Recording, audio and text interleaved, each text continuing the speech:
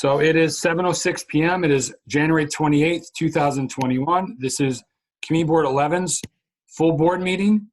And I will now turn it over to Sergeant at Arms, Frano Zagretta. Good evening, all. Let us remember all the men and women overseas, our first responders, everyone that's involved in our safety and our security and our freedoms. Let us remember everyone that passed away from COVID or is suffering from COVID. Let's have a moment of silence.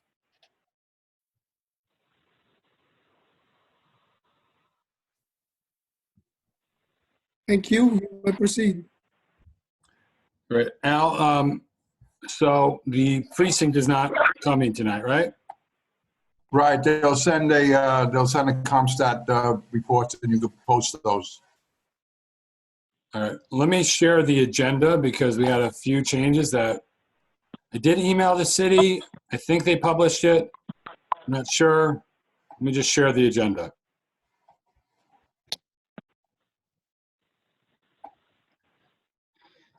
So moment of silence, NYPD, everybody can see that fine? Yes, Jeremy. All right, Chairman's report, Al D'Angelo.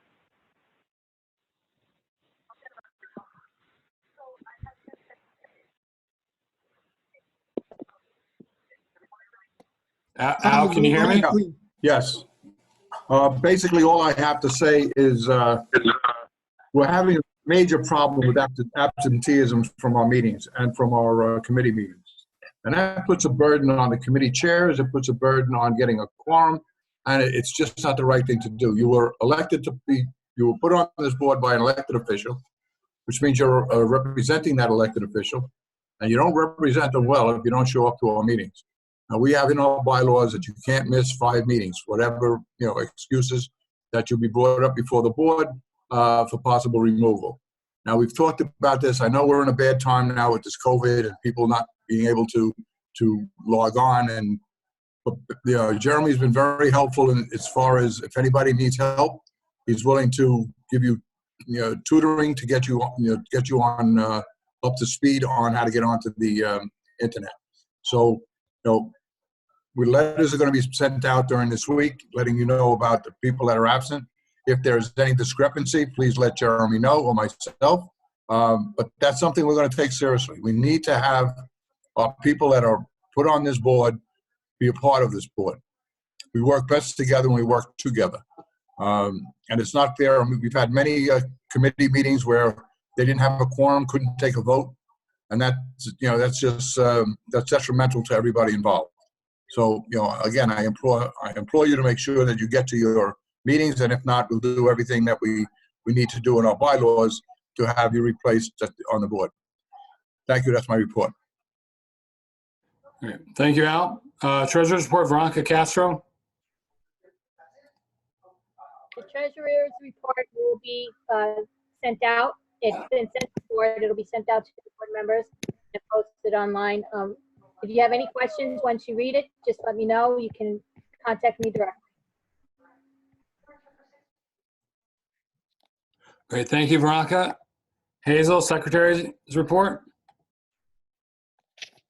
The minutes have been distributed, and I make a motion to approve the December 2020 full board meeting minutes. Anyone want to second that? I second it, Jeremy. Okay, so now it's open for discussion.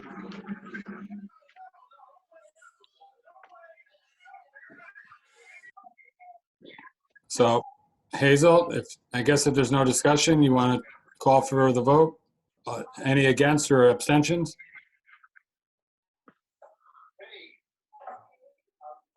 Well, you said it. Any against? Any abstentions? I guess it's approved. Okay, it'll be unanimous then. Thank you. So that should be my report next, right? Let me see. Okay, my report. So my report, I forget how many pages it is at this point. I do have the addendums up. I was hoping to get the actual report itself emailed out and everything. because within it we'll be addressing sidewalk issues, whether it's Curvins, Patricia's, Luke's Lounge, because we don't want to get complaints about Curvins.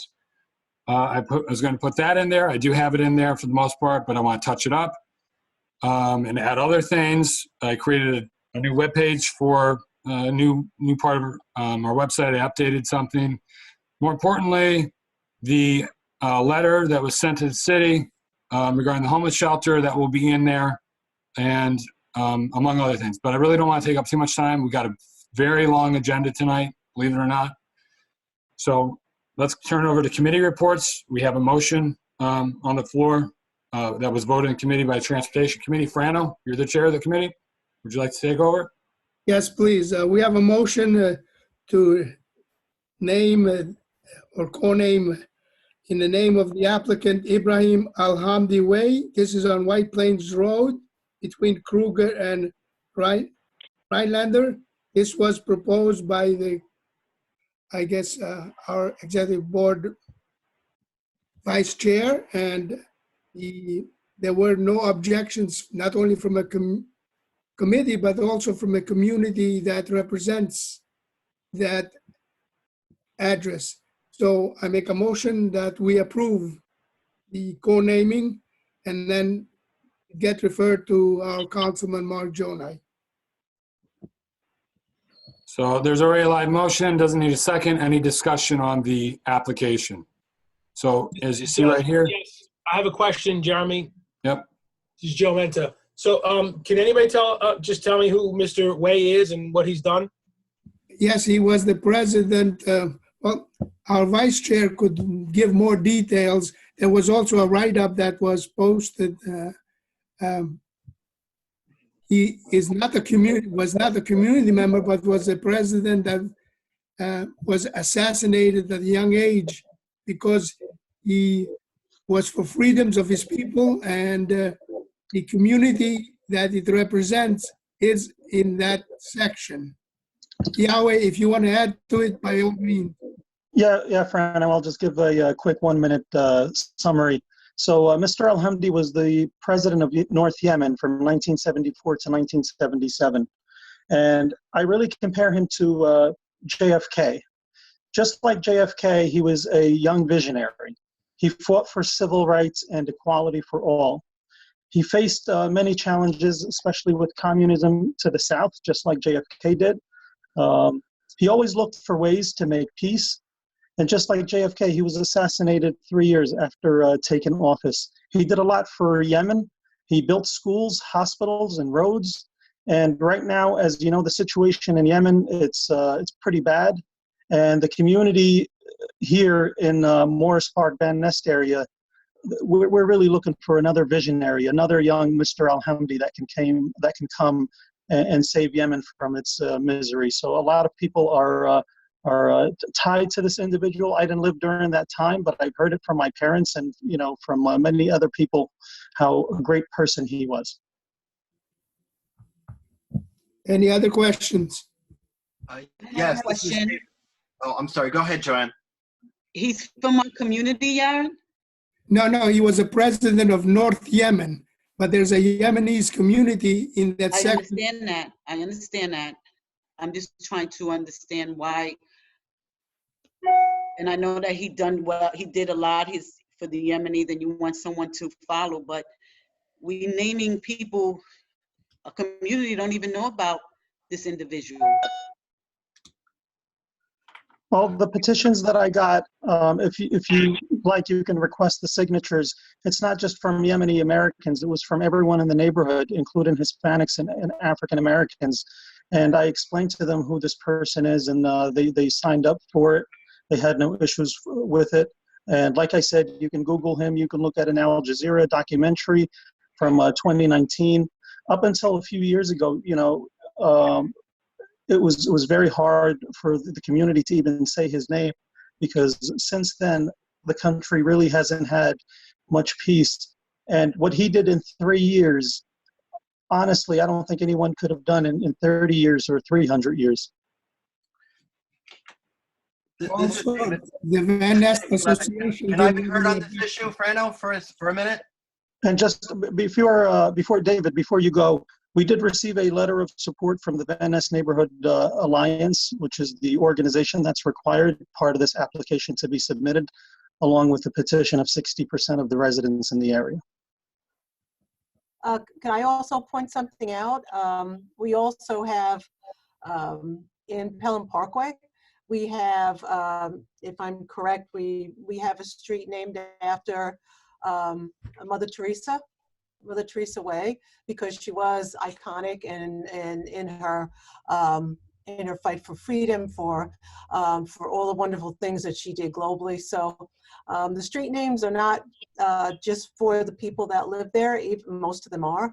So I could see somebody of this caliber that was fighting for freedom in an area where it's, you know, you have the Bronx Muslim Center, was something that I felt was appropriate and supported.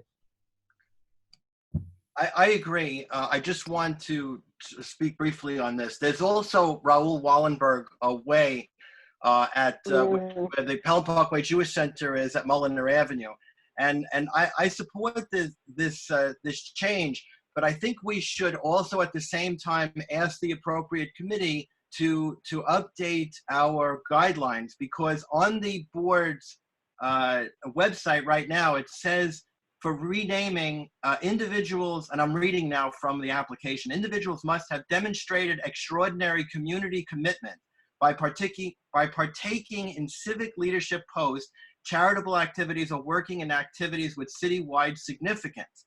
So I think we should amend that so that these kind of changes can be made in the future without people feeling that it's not covered. Okay, I agree, David.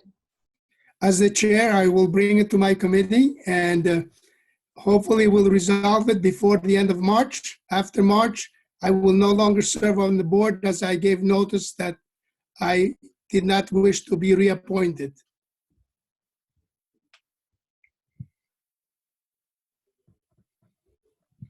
Any other You will questions? be missed, Frano. Any other questions? Frano, if I may, Yeah, why? Frano, if I may just follow up on Yahe's comments and some of the questions from the community board members. It's Councilmember Marjoni. Sure you could, because you're part of the board. Thank you, Frano. It's not rare or uncommon that streets are named after individuals that are of international value, that are distinct to a community.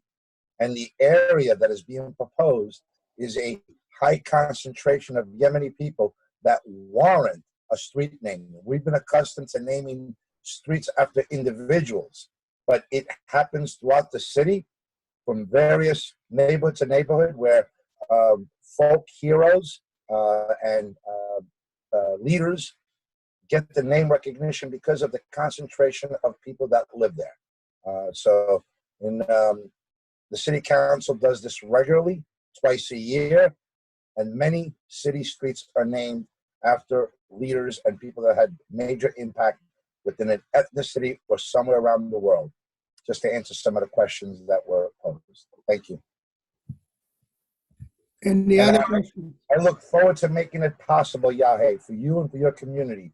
It is deserved and earned. Your community deserves the recognition, and to embrace you for the membership, the part of the community that you are, and the contributions that you and your community make. It's only fitting that we name a street after someone that is desired by your community. Thank you very much, Mark. Any other questions? Okay, I make a motion to approve. Any objections? Any abstentions? Motion carries without any objections or abstentions. Thank you. Thank you very much, Frano.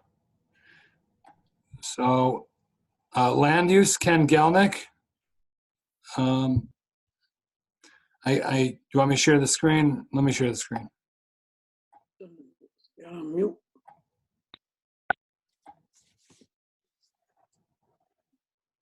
Okay. Is Ken in? I thought he was in. I saw his name. There we go. Good evening. Last month we gave a report about about a textual amendment that was basically going to allow people. Let me step back for 2 minutes.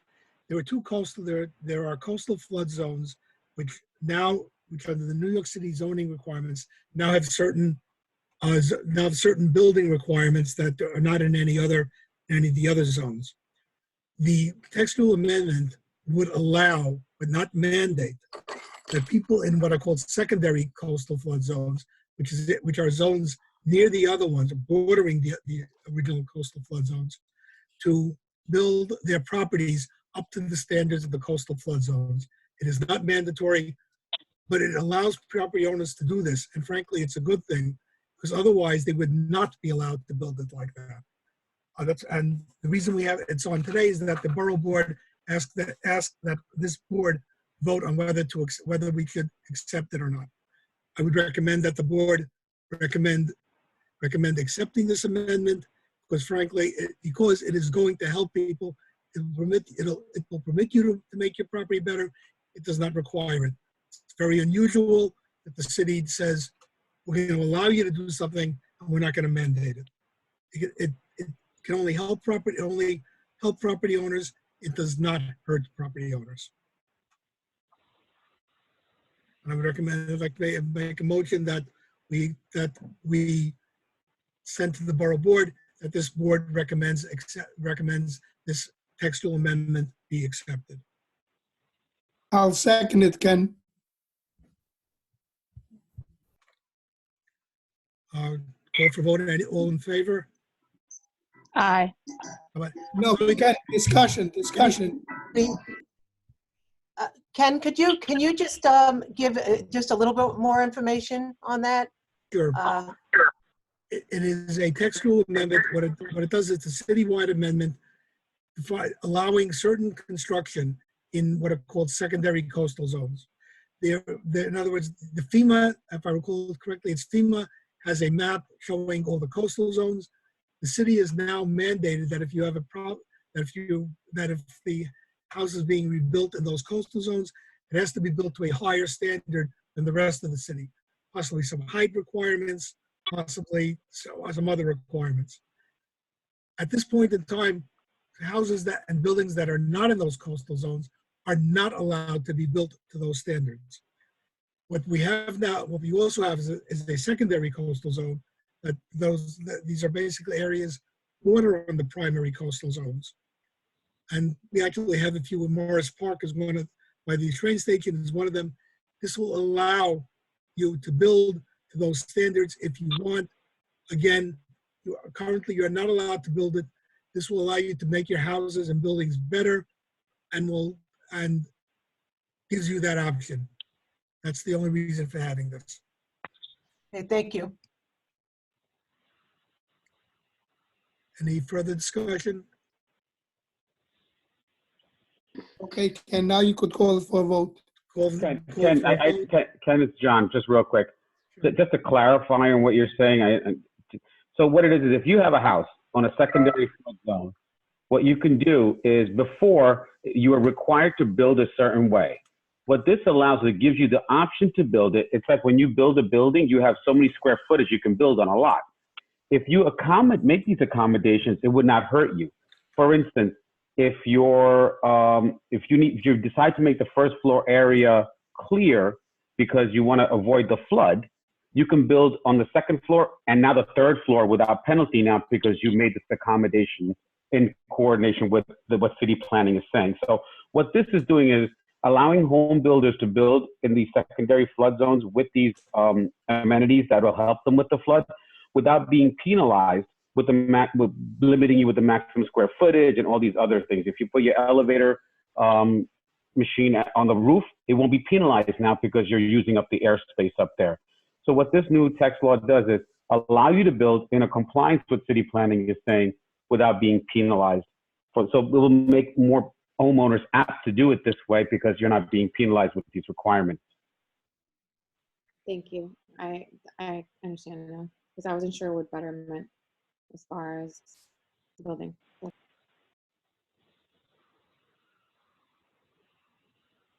Okay. Any other discussion?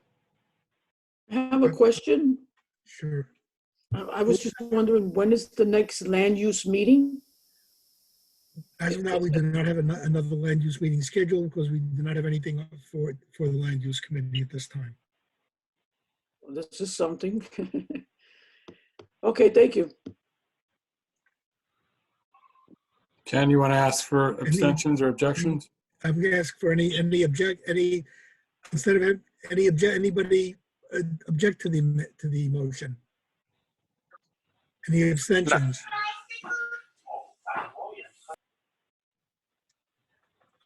It's unanimous, it passed unanimously.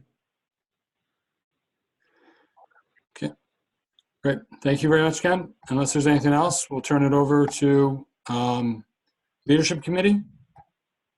Yahya Obeid. I have nothing, Jeremy.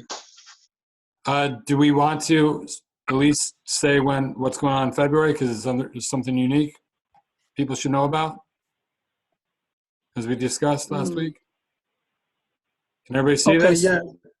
One of our board members brought up an issue with the last Thursday in February. So we moved the general board meeting to Wednesday, the 24th. Hopefully it's not a big issue for everybody and everybody can attend. Yeah. David Levitt, Bylaws Committee. Good evening. The Bylaws Committee met on January 6th, and the minutes are posted to the board's website. The committee unanimously agreed to recommend the following changes to our bylaws. One is to allow the treasurer to serve as the acting vice chair of the board without violating the existing rule that a board officer can only hold one position at a time. And the other change is to change our bylaws to allow only one vote to the treasurer when serving in the position of acting vice chair of the board at meetings of both the executive board, which is the officers, and the leadership committee, which is the committee of the chairs. These changes are being presented this evening, but we will not vote on them tonight per our bylaws that require that these changes sit out there for 1 month. So next month, we will vote on these changes. Before I move on, are there any questions about the proposed changes? Yes. How does it not violate it if the treasurer is serving as acting vice chair? I'm sorry, I'm just trying to figure that out. Because we're going to change it. That says that when the treasurer is serving as the acting vice chair, that's not a violation. So you're amending the bylaws to remove that part that says that a person can serve two positions? No, we're only going to allow an exception for when the treasurer is serving as the acting vice chair, because it's going to be a very short period of time because the election has to be called within a month or two. And we don't want to push the treasurer out of their position because recruiting a treasurer is not easy and they have specialized knowledge. And we don't want them to lose their position simply because they're serving as acting vice chair for a month or two. Gotcha. Okay, thanks. Are there any other questions before I move on? Okay, so the next item is that Naomi Pemberton made a number of proposed changes to the bylaws, which the bylaws committee will take up in February.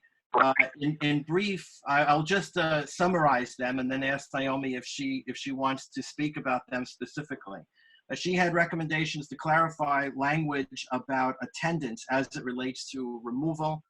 She had some recommendations about changing the quorum requirements. Also adding that EULA notifications can also be made by social media in addition to other publications that are required by the City of New York. She also had questions about why the Pledge of Allegiance was not being said at when we meet online. Also a recommendation to make the Public Safety Committee a subcommittee of the Environmental and Sanitation Committee. And finally, to add the conduct statement that we passed a month or so ago, that's added to the agendas, to add that as an addendum to the bylaws. Naomi, do you want to speak on any of these in case I may have not characterized them correctly? No, you did a great job in just stating my suggestions. I went through the bylaws and there were a lot of things that were not really clear to me, and I also made some suggestions in terms of consolidating some things and changing. Right now we have some issues with quorums. We had one just now, and I think we need to make more definitive information available to the community board members so that we can run meetings efficiently, especially with the expectancy of how many times you can be absent or be removed, or when you can be removed. It should be explained and clear so that committee members know exactly what information they need to know, and also the board members as a whole, information that they need to, the requirements that they need to have. So you did a great job, David. Thank you. Now, Naomi, it would be very helpful if you could join us at the next bylaws meeting. So when I send out requests for dates that are convenient for everybody, I'd appreciate it if you could tell us if you're available that night as well. I will. I'll definitely attend. I will tell you when I'm available, and if you set a date, I will. Thank you. Mm-hmm. Finally, Jeremy had a few suggested changes which the bylaws committee will be discussing as well. And I'll summarize them now and ask Jeremy if he wants to speak about any of them. He had requested that we clean up some of the language having to do with Article 4, Section 5, Paragraph 2. I think it has to do with, there's some tortured language in there having to do with when we added the Sergeant at Arms position and the staggered terms. So we can look at that now that it's many years ago that we made that change. And Article 5, Section 1, there was a request about clarifying some of the language for the description of the standing committees. And then about the meeting of the leadership committee in August. And finally, Jeremy recommends that we revisit the issue of the staff resolution committee, which is described in detail in the bylaws, and whether or not those powers and duties are now covered by the ethics and disciplinary committee. So we'll have an interesting meeting in February, and I'm also going to reach out to Al separately. I haven't had time to do that yet, and I'll discuss these with Al and get his opinion on these as well. Jeremy, did you want to speak on any of the proposed changes that you had requested? No, just a point of order, though. I believe when you're mentioning Naomi's, that it was to put sanitation under public safety, not the other way around. I believe. No? Yeah, I may have stated it backwards, but yes, it was to make sanitation a subcommittee of public safety. Yep. Okay. Thank you. Okay, if there's no other questions, then that concludes my report. Great. I do not believe Thank Diane Norris cannot be here tonight. Thank you, David. Diane Norris cannot be here tonight. I don't think, I'm not sure Linda's in. So they did review Yankee awards, and we are sending those off to the Yankees. And I'll get the names out as soon as possible. I mean, as soon as we send them into the Yankees. I think there were only 5 applicants, but I will get back to everybody. Ethics Committee, John Johnson.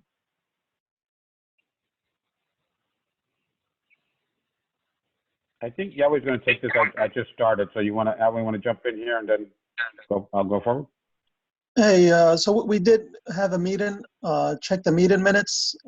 We don't have anything else to add, except Mr. John Johnson has accepted the offer to be the chairman of the Ethics Committee. Thank you very much for accepting that offer. So you'll be hearing from him starting next month. Thank you. Great. Darrell, Equity. Yeah, good evening, everybody. Yes, our minutes is online right now for everyone to see publicly. We had 3 successful good meetings, and That was our trial run.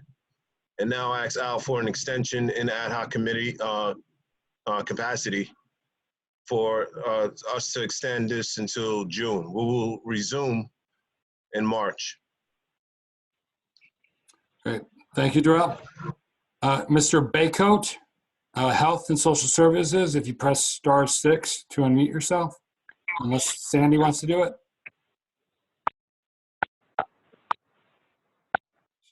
Yes, *6. am I on? Yeah, you're both on. All right. Just read the minutes. We had, or Joe, do you want to tell them what happened? Go ahead. Simply going to say the Health and Social Service Committee met on January 12th, 2021. We had a guest speaker from Montefiore Medical Center, and she spoke to us in reference to the COVID-19 virus. For further information, read the minutes, and that's the Health and Social Service Committee report. Joe Baycoat. Thank you, Joe. Thank you. Housing Committee, Hazel Mura. Hi, good evening. We had a meeting on the 11th mostly regarding the shelter, the proposed shelter on Stillwell Avenue. I apologize for sending the minutes in late. It was a lot to write, and hopefully Jeremy was able to edit it for me a little bit, but if you want to read about what happened, you can in the minutes, and we also recorded it, so it is on YouTube in case you want to go and listen to the whole meeting. Thank you. Okay, thank you, Hazel. Parks and Recreation, Pat Charles, sorry. Okay, Pat Charles. Okay, we had a very good meeting and it was very fruitful. We did go, a few of us went to several parks to look at their conditions. We documented everything that we needed to, and we are looking forward to going to 3 more areas that need, just checking to see what their conditions are. And if anything else is needed to be said, it can be read in the minutes. And thank you very much for supporting the Parks Committee. Thank you. Great. Thank you, Pat. Public Safety, Veronica Castro.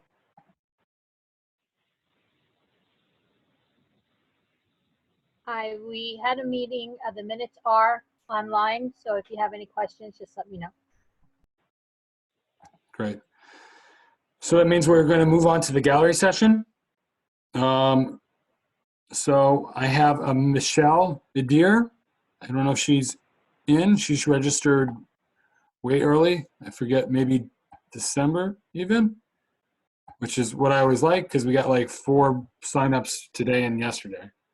Jeremy, I'll give a 30-second warning to the person that's speaking, okay? So is Michelle in the meeting tonight? I don't see. Yes, I am. Okay, great. So for everybody's knowledge, so just before you begin, Michelle. Yes. So we have. Let me share my. We have 9 speakers tonight. So, wow. So everybody, when you speak, just remember you have 2 minutes. And the only interruption will be the 30-second warning by Fran or Sergeant Arms. He will be timing you. And thereafter, unless the board waives the rules, you only can respond to 4 questions or comments by board members, not the public, by board members. So, Michelle, when you're ready, you have the floor. Sure. My name is Michelle Idir. I'm a resident at 1850 Amethyst Street. I have some concerns that I shared with Jeremy via email. There is a shelter that came into existence maybe less than a year ago. Since then, there's been an increase in panhandling. Some of the residents have been observed by myself sitting in the stoops of private homes, loitering, drinking, using drugs, leaving paraphernalia. There has been moments also where I've observed some of the residents also urinate outside in the street with very little disregard for anyone that's walking, any passerbys. As a social worker, I understand the need for having shelters. This is how we help folks that need a little assistance to get themselves back in the feet. However, as a homeowner, I'm conflicted because I'm concerned about these activities that appears to have increased since the shelter came into the neighborhood. And I'm wondering if there's any way that we could get in contact with the managers of that building so that we can come to some sort of agreement on how to address these issues. May I speak, Jeremy? Yeah, Bernadette, I know you're concerned. I know you're aware of the issue. Go ahead. Jeremy, I just want to say, I think what we should do is get these, get whoever owns that, whoever the directors are, get them, we'll have a meeting with them. Oh, we can try that, but yeah, we try that. We can do that. You don't have to try it. Tell them we want them in there. That is Al, and also Michelle, we're on Amethyst Street. Is that the 1800 block? Yes. Is that 1824 or 18? What is the actual address? Only because I know what's there. Right. So unfortunately, I'm not prepared for that to give you that address. Is it possible for me to email that to Jeremy? Because I will hate to give the wrong address. I probably know. What has been happening, and just so there's a clarification, because we have meetings with DHS, supposedly they do not consider that a shelter.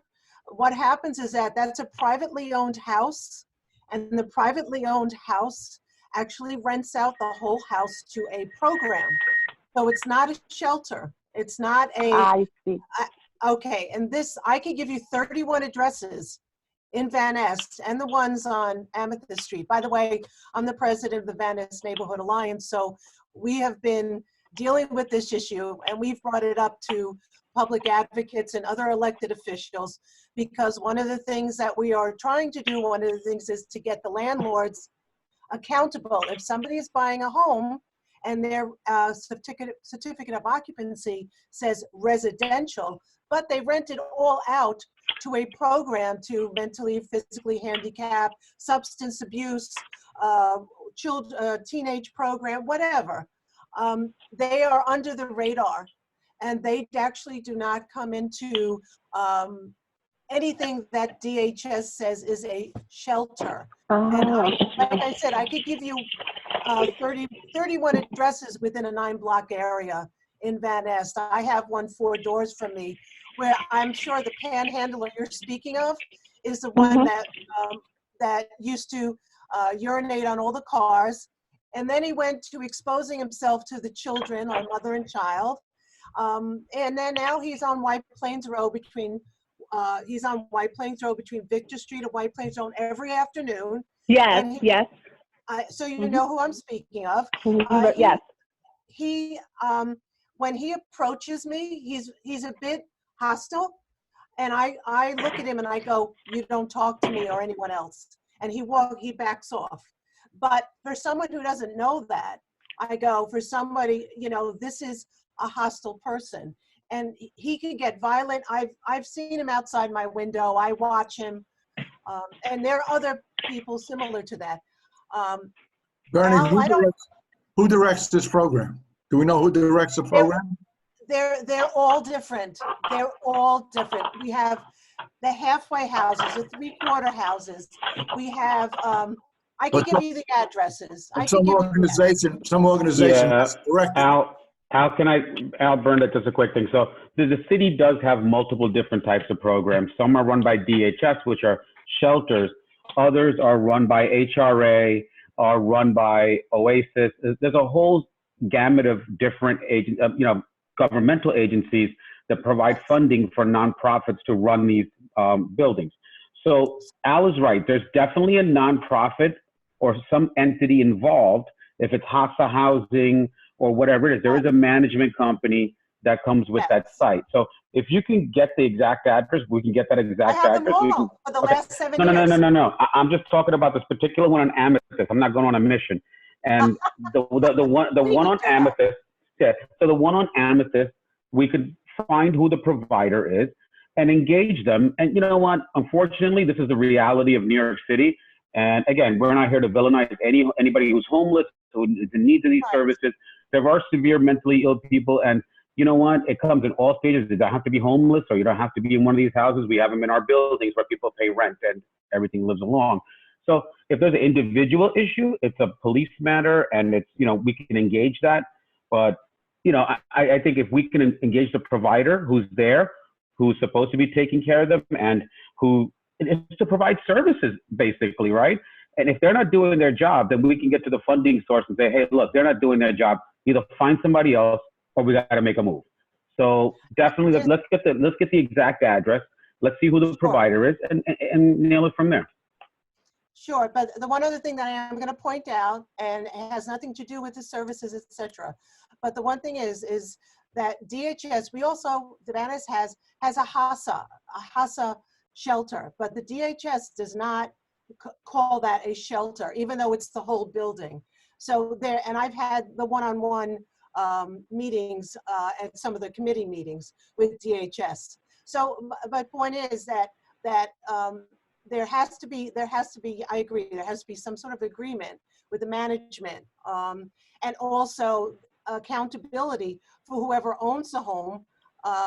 There should be more laws in place for that accountability, so that a community, and this is something that I'm sure is to many communities, but Van Ness is that we want families, not facilities.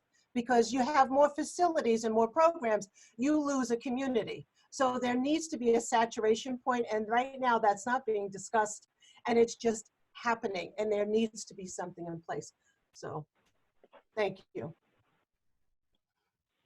We'll work on one at a time. We'll work on the one that you just mentioned. Get the address to Jeremy, and we'll make sure we get the people in to discuss the way they're running their group. All right, so unless there's anything else from Michelle, we're gonna move on. And one thing I was supposed to announce at the beginning is my mistake was, so we had 4 elected officials sign up for tonight. Not all of them can stay as long as we'd want them to. So we're gonna, when they pop in and I'm notified, so this is a notice to all the reps who haven't already contacted me. Please let me know. Let us know in the chat if your elected official has arrived. We had, in the order that they contacted me, was Fernando Cabrera, who's the he doesn't represent an area outside of the Committee for Operations at the City Council, which basically, it's the one that gave us money for our budget the past, 2 years ago at this point. So he contacted me. He should be coming tonight still. Senator Gustavo Rivera, Councilmember Mark Jonai, and last but not least, who is here currently and who we will turn over the floor to at this moment, is Congresswoman Ocasio-Cortez. You have the floor. Of course, thank you so much. It's great to be popping in, joining you all today.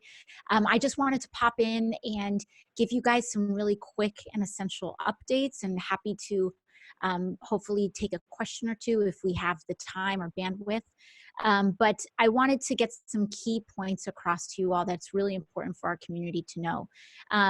First things first, as many of you know, we were able to pass a kind of a stopgap COVID package in December. That's where many people got those $600 stimulus checks. If you are having trouble accessing that payment, please feel free to contact my office. and we can see if we can streamline something for you if you are having trouble or not, or aren't sure about how that disbursement is getting across or when to expect it. So most people should have received it by now, but if you haven't and you want to know what's going on, please feel free to contact our office. One thing that was very critically important in that package that I just kind of want to give our hat off to our community for is that when COVID first started to hit in our community, beginning of last year, almost a year ago now in March, we were immediately getting feedback from our community on funeral assistance, which was a really critically important issue.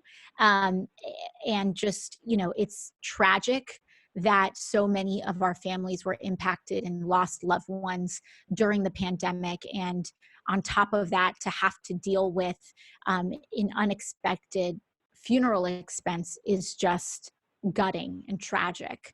And when you look at how our community was disproportionately impacted, we were looking at disproportionate costs from that as well. So one bit of news that we were able to get across in our community is that we had members of the community stand up, say, we need FEMA to step in. We need to have funeral assistance for this. And we were actually able to work together. My office picked up this cause and we got this passed.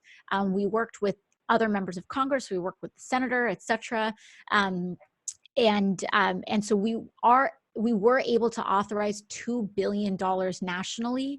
So not only for our community here, but anyone that in the country that has loved ones that may have been lost to COVID, help is on the way. And we have authorized basically reimbursement for COVID-related funeral expenses for anyone who lost a loved one during the pandemic. FEMA is currently setting up that program. So as soon as we get the details on the disbursements and the details about the logistics of the program, we are going to get that to you all right away. So a quick plug for our newsletter. If you haven't signed on, that is going to be, we are going to get that out on our e-newsletter. That's probably going to be one of the fastest ways that we're going to see that. But of course, we're going to have our folks here in our community boards also getting that word out. So as soon as we find out about whether it's a link or a form, etc., we're going to get that to you guys there. But I just wanted to let you all know that help is on the way. Another opportunity that our community has is that my office, we're very humbled and excited to have a wounded warrior authorized for our community, which means that we will be hosting a Wounded Warrior Fellow. And this fellowship program will fund a veteran for a 2-year period to work with our team in our office. The position pays $52,000 a year with benefits and will be based out of one of our district offices, the Bronx or Queens, wherever our veteran is serving. And that's, of course, when we're safe to serve all in person, and the position will largely be work from home until then. So if there are any veterans here on this call or veterans that in our community, feel free to sign up. We do have the link available for that application. Destiny, who I believe is on the call, can also share that information with you all in the community board. But again, this opportunity is open to anyone in the community. It's a really exciting program, and we're also very, very lucky. Not every single congressional office is able to have a wounded warrior in their program. So we are very blessed, very lucky. We also fought hard for it. And we worked really, really hard to bring this home and to bring a wounded warrior home. So I wanted to just personally get that across to everyone here. Please apply. It's a phenomenal opportunity, especially in this time, and especially for our veterans who are who have so wonderfully served our country. And here's an opportunity to continue in that vein if you so wish. A couple of other things, again, applications for PPP loans are now open again. As many of our small business owners know, they were closed for way too long. And so with the most recent package, we were able to reauthorize PPP. So those applications are now open. Small businesses, I encourage you to speak to your loan providers to determine your eligibility again. And the Small Business Development Center on the other side of the river at LaGuardia Community College is able to assist you with the SBA PPP and the SBA EIDL, the disaster loans applications. They also have advisors that are multilingual. So they will, of course, help you in English. They will also help in Spanish, Mandarin, Korean, Bengali, and Hindi. And so for those small business owners, you know, even if English is not your first language, there is still help for you in processing PPP. And our office is happy to connect you if you need help kind of finding a tie-in there.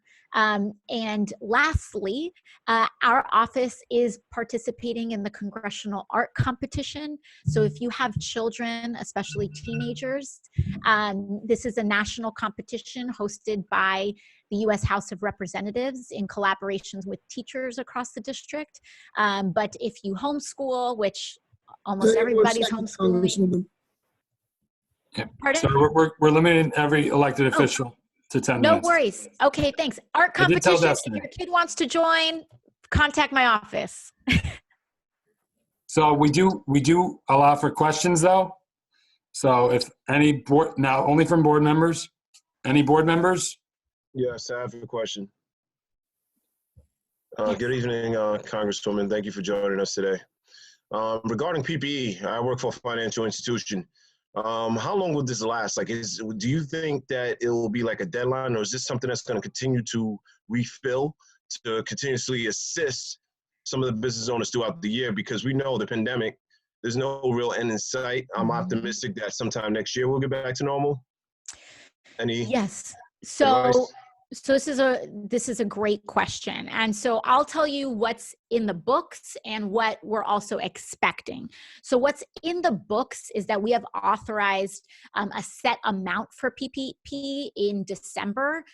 That was under, you know, the previous presidential administration and a different Senate.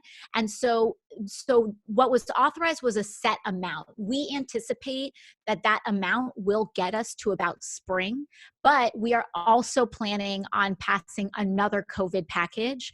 And so I do anticipate longer small business support that shouldn't be as hard to get through this time around in this year. So what I will say is that what is absolutely set is the amount of money that is already put away for PPP. And I do believe that we can expect continued support for small businesses, but that part is not in the books yet. We will be negotiating another COVID package, and we should expect that to get through before March, because there are certain unemployment deadlines that are coming up around that time too. And I know that President Biden does not want to run up again over that and run past that deadline. So we should be expecting another COVID package, I anticipate, in the next 6 weeks. But in the meantime, the PPP loans that have been authorized should carry us through until about then. And when we pass that package, I'm happy to come back and explain to you all what's in that as well. So you do believe it'll be ongoing, continuous thing? I do believe it'll be ongoing. And I think that we may see some adaptations or changes as the pandemic changes, but I do believe that we're going to have ongoing support. And, you know, we do have now a Democratic House, Senate, and presidency. So there's going to be a few, you know, hopefully less roadblocks in that way. And we'll be able to keep that support more fluid so that we aren't getting those stoppages that we had last year. Thank you so much. Of course. Any other board members? Going once? Yeah, Jeremy, I have a question. Yeah, Frano.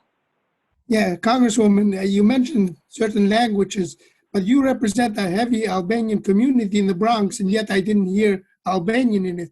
Is there a reason why? Yes, so we can look into this. As I mentioned, that this was in LaGuardia Community College that's running the SBA PPP. So this is an excellent question. Usually usually what happens is that these languages are determined by census tracts in that given community. So if it's being operated out of LaGuardia, then they may not have that census tract over there. Now that doesn't mean that we're going to leave you guys out there excluded.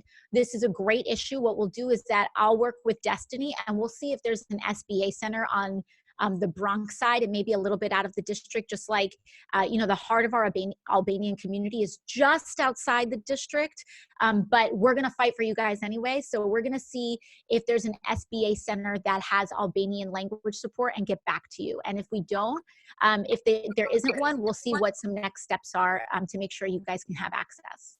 Okay, thank you. Of course. Hi, I have a question.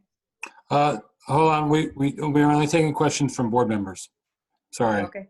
So if you want to send me, so I'm Jeremy, I'm the district manager. If you want to send me something, I can send it over to the Congresswoman's office and we'll handle it that way. I will say that this is the first committee board meeting you're attending for the year, Congresswoman, I believe. Well, it's January, so yes. Yeah. Thank you for coming to us first. Of course, absolutely. Okay. Unless there's anyone else, thank you very much. Thank you so much. Stay safe, everybody. Thank you. Okay, so then we still have a couple people before we go back to the gallery. Senator Gustavo Rivera is in, I believe. Yes, Senator? sir. Yes, sir. I'm here. Okay, 10 minutes. Yeah, it'll be done in less, my brother. Good Thank evening to everybody. Happy New Year, and happy to be here virtually.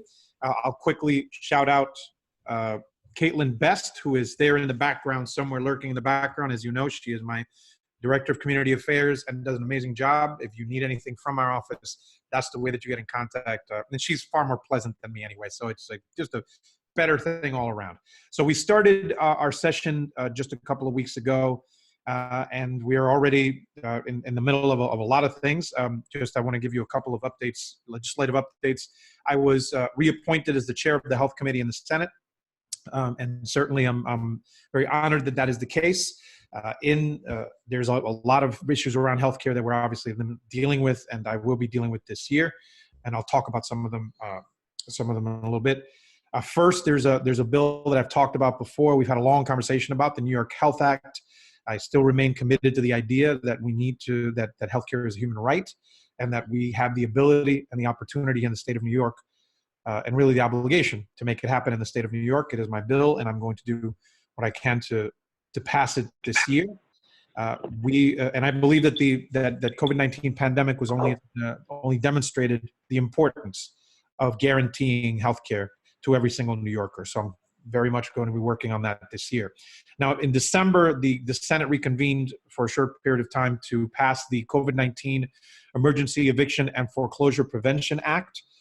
And there's also a companion bill that both were passed to make sure that we protect people, keep them in their homes.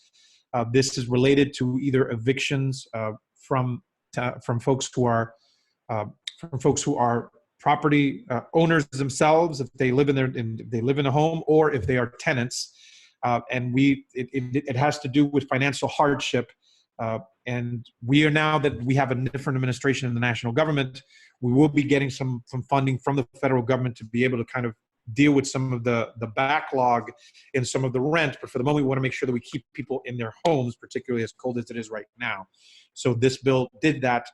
If you have issues of hardship, that means that you will be eligible to be able to stay in your home and to stop evictions from happening. Please contact our office and we can help you fill out the paperwork that's necessary. You should also know that we reopened the applications for the COVID Rent Relief Extension Program. So the deadline for the new applications is just right around the corner on February 1st. If you need assistance, please reach out to my office. We had this program last year. It ran out of money very quickly. We put some more money in it, and I'm hoping that some of the folks who need it would be able to get access to it. Now, as far as COVID is concerned, we obviously have a vaccine. a safe vaccine, but one that we don't have enough of right now. There's obviously a lot of issues with distribution. You should know again that in reference to the national government, the administration that just ended, as we've learned in the last couple of weeks, didn't have a plan in place to really distribute this the way that they should have. But the new administration, thankfully, is doing everything in its power to speed that up very quickly. That means, obviously, that can't be turned around on a dime. You can't just snap your fingers and produce millions of doses of vaccines, but there will definitely be a speed up in production and distribution. We will be in the state. I'll be working along with the state and the city so that hopefully they work they work better together and more in a more coordinated fashion, since what we need to do is we need to get as many needles into people's arms as possible to make sure that people are healthy. You should have, if you have questions about eligibility, obviously we got through the people in nursing homes as well as the people in hospitals and frontline workers, and we've extended the eligibility. If you have questions about eligibility or whether you are eligible, please reach out to us. We will do our best to help you figure out if you're eligible, but also to identify a place to get the vaccine. And as I said, we are short on it, but we are working on it. The national administration has only been there for just over a week, and they're already doing what they can to speed up the production and distribution of it. Now, you know that my office is remaining closed for the moment, but we still, and for the foreseeable future, but we still continue to provide constituent services via phone and email. And if you need assistance, and I'm sure that Caitlin can add that in the chat box there, 718-933-2034, or via email at grivera@nysenate.gov. Finally, just so you know that as far as the immunization campaign, and you might have, and I understand that people might have questions about the vaccine, and I want to make sure that we host a forum that you can ask all these questions from folks who are experts, who in good health and whom good faith will provide you with any information that you want and you need. So Thursday evening, that's next week, February 4th at 6:30, I will have a virtual forum. We will have health experts, community members, community leaders to talk about COVID-19 vaccine, how it works, who will receive it, et cetera, et cetera. So you can, again, so it's February 4th at 6:30. It'll be virtual. So you should be in contact with my office. And again, you could email me or email Caitlin, and she will make sure that you are signed up. So with that, I will once again thank you for inviting me, sir. And I hope that was not 10 minutes, and I'm available for any questions you might have. So the only thing, first thing I want to, before we turn over to board members, just to remind everybody that you represent largely the Van Nest area of our district, and you are the health committee chair for the Senate. Yep. By the way, how long was that? That was not 10 minutes, right? Frano. No, it wasn't. Very good job. Okay. I want to make sure. I don't want to go over time. Yeah, you don't want me. He doesn't want to feel my wrath, right? Quick No, I do question. not. No, I do not. Any board members? Yes, this is Darrell Bowen. Senator Rivera, I just have a quick question. As the vaccines start to roll out, as we start to get more into, our state, I'm just curious about the spread, the actual distribution into communities that are, essentially disenfranchised. What's the plan on that? That is exactly the right question to ask, sir. Yeah, that's exactly the right question to ask, Mr. Bohan. There is a commission that the governor has established called an equity commission. That would the purpose of it, at least on its face, is that we want to make sure that the communities that were most impacted by high rates of positive cases, high rates of hospitalization, high rates of deaths, that those communities get prioritized for vaccination. For the moment, we're still working out exactly how that's going to work. As I stated earlier, I kind of mentioned it briefly, the city and the state, and I think anybody that pays attention should not be surprised at this, city and the state sometimes do not work well together, do not coordinate well together. I didn't realize this. Yeah, I know. It's a shock. It's a surprise. Quick question. This to put into the equation. Yeah. I'll let you finish. Zip code 10470, right? They're 18%. That's like Wakefield and Woodlawn. 18%. We have the highest COVID rate I think in the Bronx, in that district. So when we think about like where these vaccines are, I think it's going to be a challenge because with the vaccines because you know, a lot of people, if can't get the mass situation right, how are we going to have a plan or strategically figure out how we're going to get vaccinations into these communities too? Dude, I'm absolutely worried about this as well. Now, I should tell you to back up the conversation that I had a conversation a few weeks ago with the state health commissioner and then with the city health commissioner. And the first 5 minutes of the conversation with the health commissioner in the city were more informative than the hour and a half that I had with the state health commissioner. And I was not the only one. It was actually something that was done to our entire conference. And it was an embarrassment because there were no real answers that were given. Now in the city, and you could say, there's a lot that we could say about how the city rolls out different programs, but I will give them credit for this. They were very clear about, I asked them, where are you going to be focusing on? It says like, well, first of all, we train for this and we drill for this in the Department of Health. We've identified the zip codes by high rates of hospitalization and positive rates, et cetera. We've identified places in those zip codes that we can ramp up. So as we expand the different categories of people that have access to the vaccine, we can actually make large spaces so that many people can be vaccinated at the same time. So they have plans in place that what we need to do is actually augment their ability to be able to do the things that they're going to do. Unfortunately, the state is acting in a way that sometimes it's, again, surprising, but it seems to me like the governor wants to create a parallel vaccination program that then he can claim credit for, as opposed to trying to figure out how we can augment the capacities, not only of the city of New York, but localities all across the state have told me that this is the issue that they have. So now my hope is the following. As the federal government gets their hands, because they're unlike the last administration, the last regime, they actually care about Americans, and they're actually putting resources, federal resources in place to try to fix this and have it be led by scientists and people that know what they're doing. So the production is being exponentially increased, but then the distribution has to be worked out so that in places, particularly in large places like New York State, that my hope is that the city and the state, with the involvement of the federal government saying like, kids, play nice. And let's make sure that we can put our resources together to provide for as many people as possible. That is kind of the work that we're doing right now. And I should also mention that the leader, meaning Andrea Stewart-Cousins, the majority leader, has been dogged. She has been consistently talking to the governor's office and demanding answers from them, particularly around this issue of equity. So I have been pushing, the leader has been pushing, and we will continue to do so because what you're saying is absolutely true. We need to make sure that the places that were most impacted, where people most died, and where people are still, because we're still in the middle of the pandemic, right? The places where people have that high rates of hospitalization and infection and sadly death, we want to make sure that we focus our efforts there so that those folks are vaccinated first. But at the end of the day, we need to vaccinate everybody, and we hopefully will be able to do it before the end of this year.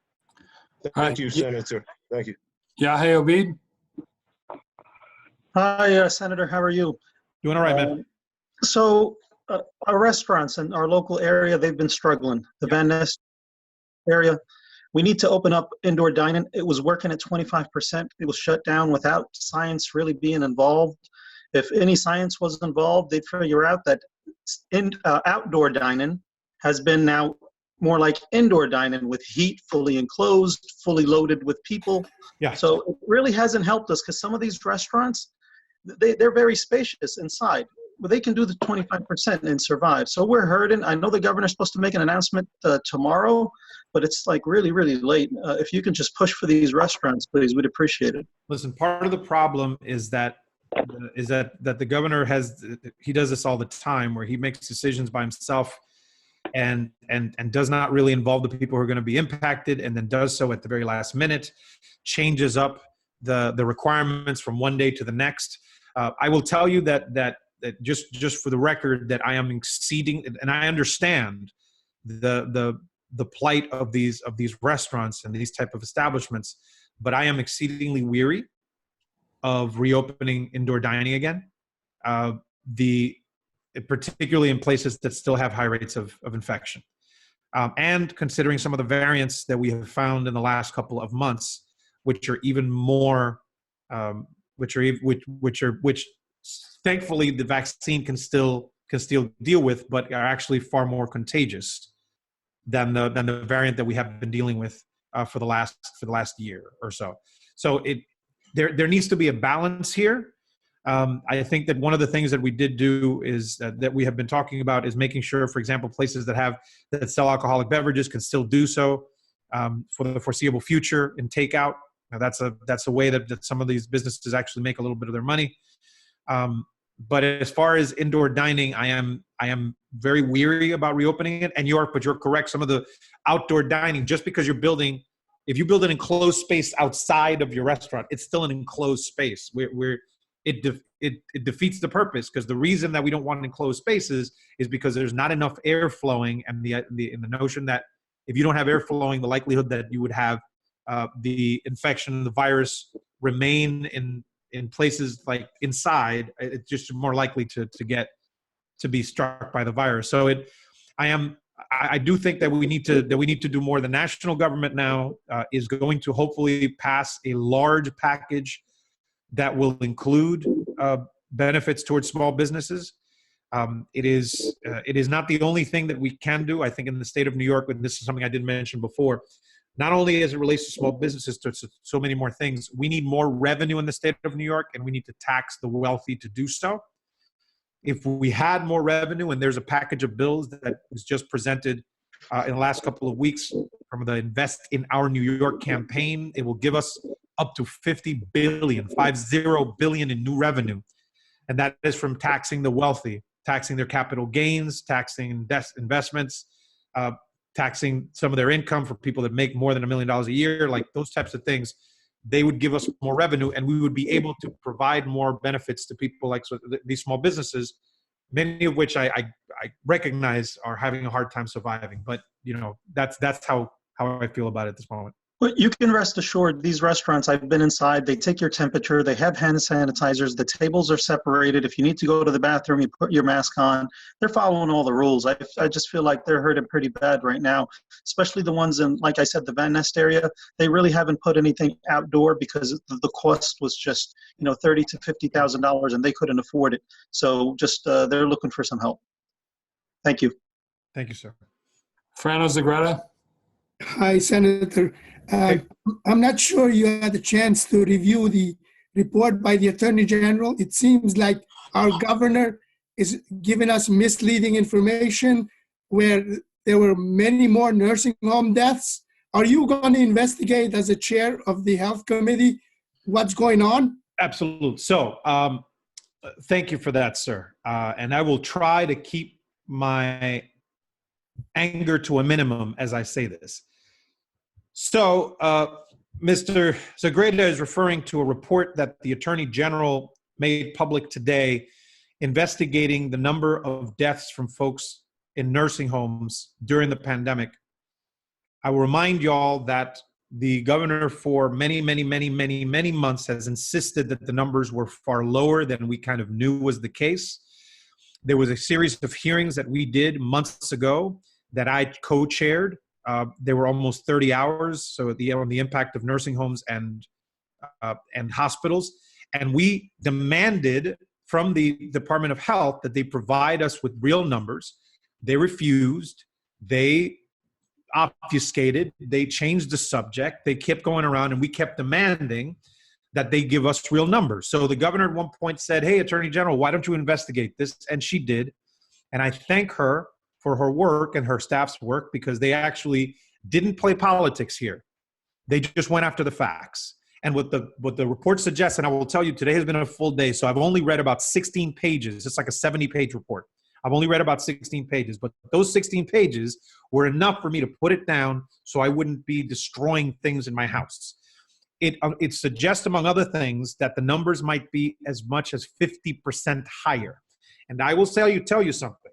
As many times as we asked that question of the governor, the reporters asked him, I asked them privately, we asked them publicly. We asked them in hearings, we asked the health commissioner. And every single time, they just did a little tap dance and gave us, pardon my French, bullshit numbers. And what this shows, it was at 10 a.m. today. At the beginning of the day, according to the governor, there were less than 9,000 deaths that they had said that had happened in nursing homes. This is at 10 a.m. This is this morning. At 10 a.m., that report came out. Before 5 p.m. today, the governor reported, oh, what we really meant is that almost 14,000 people have died. So within a day, and they were supposed to give us these numbers months and months ago, but they finally, we're glad that it's being forced. So I can tell you this is not the end of it. We have my colleague in the Senate, James Skoufis, who is the chair of the Investigations and Oversight Committee in the Senate, has, along with me, co-chaired these hearings, as well as my colleague Rachel May, who's the chair of the Aging Committee in the Senate. This is not the end of it, and we're certainly going to get to the bottom of it. And ultimately, it needs, because this is about two things. This is about responsibility, because if policies that were established by the governor actually led to these deaths, there needs to be accountability for that. And number two, the repeated denial of accurate information and accurate data means that we can't make good policy to stop this from happening again. And so we're certainly going to take it to the governor. I am, as I said, I am doing my best to keep it PG-13, but I am furious at this. Will it be appropriate for you to ask the governor that the head resign, since he even doesn't cooperate with you? You said it took him an hour and a half to give you 10 minutes worth of information. Actually, about 2.5 minutes of information, but that's neither here nor there. I'll tell you this: asking for his resignation at this point is theatrics, because what I want is accountability. What I want him to answer is damn questions and do his damn job. Okay, good. Let's actually. So eventually, I might say that he needs to. For this moment, I'm saying what you need to do is your job. So you came before us and you gave us information. Now you're saying that this is the real information. Good. What else have you not been clear with us about? Thank you. We will be asking all of these questions. You can be sure, and they're going to be public. They're going to be virtual like this, but every one of you can tune in, as you could have tuned in to the hearings that we did months ago. This is not going away. We're not letting up on this. We're going to make sure that we get to the bottom of it. Al D'Angelo? Thank you. Yes, Senator, thanks for coming. Just a couple of comments. Just to piggyback on what Yahe was saying, you can go 15 minutes north and go into Westchester, and they have full dining in Westchester. Our small businesses, our restaurants are dying. Not only are they dying, now I understand today that the city council passed a bill where they're going to, something like 4,000 street vendors are going to be allowed on the streets of New York. Now that's going to kill our small businesses even more. So right now they're not making a living. Now you're going to put the street vendors out on the street, right across the street from a restaurant. I don't know what we're thinking. The other comment I have is you mentioned about taxing the wealthy, which sounds terrific, but they're going to leave the state. We're losing 300,000 people a year are leaving New York State. 300,000 a year. They're going to Florida. Why? If I was making that kind of money and you were taxing me, I would move to another state. I have to respectfully disagree with you, sir, for a couple of reasons. Number one, the myth that the rich leave when we tax them more is just that, a myth. The folks that are going are not the millionaires. The ones that are going are the working class folks that can't afford to live in the city of New York or the state of New York. Those are the folks I want to keep here. The millionaires and billionaires, bro, they have not only stayed here, they have gotten wealthier, and they have built their social networks and their commercial networks, etc. Many of these folks are not going to leave. And plus, the type of things that we're talking about, for example, the bill that I carry related to capital gains. Now, do you know most people make their money by going to work, right? You go as a restaurant worker, you go as a cab driver, you do as a business owner, whatever, and from your income, right? Your taxes come from your income taxes. So those are taxed at a particular rate. Do you know that if you are a millionaire and a billionaire and you're selling off stocks and investments, that the money that you make on those large, not the check, not the $200 check that you're going to get from going to a restaurant or working in every day, but the money that you're making millions of dollars, the tax rate on that is minuscule compared to the taxes that would go to the income. So how about we equalize that? Capital gains tax, that's only one of the bills that we're talking about, and that would generate somewhere in the neighborhood of $20 billion the first year. That is the type of money that we're talking about. So I will say that the tears of wealthy people do not keep me up at night. What does keep me up at night is the fact that working class people in this city, many of whom had to work right through the pandemic, they are sacrificing every single day. They're the ones that can barely afford to put food on their table. They're the ones that can barely afford to stay in their homes. They're the reason why we had to change the law to make sure they wouldn't get kicked out on the street during the cold. Those are the folks I fight for, and those are the folks I protect. The wealthy that have gotten wealthier. They've gotten wealthier, bro. Guess what? They need to pay their fair share. I believe that we need to do that, and I'm going to continue to push that we need to do that. Okay. Is there anybody else? If you're calling in, it's *6 to unmute yourself. So unless there's anyone else, thank you very much, Senator. All right, folks. Have a good night. Stay sane and stay safe. Thank you, Senator. All right. Be well. Councilmember Jonai? Thank you, Jeremy. And again, I want to thank all of you for being a part of the community board and sharing your time and helping make our neighborhoods and our community stronger and better. With that, I want to first thank all of those that worked on the alternative shelter sites. I believe a total of 6 were sent to DHS and all of the elected officials. I'm happy to do the bidding of this community. If this is what you want, I will be more than happy to support it, fight for it, and make sure that it becomes a reality. But I hate to say it, but I will. I told you so.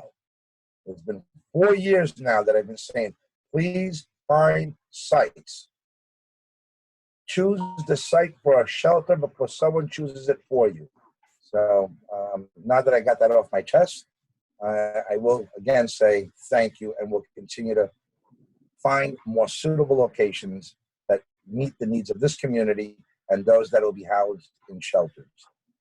Elected officials are always supposed to be working hard. They're supposed to be working hard during good times, during bad times, such as this pandemic and crisis. We're supposed to be working even harder for you.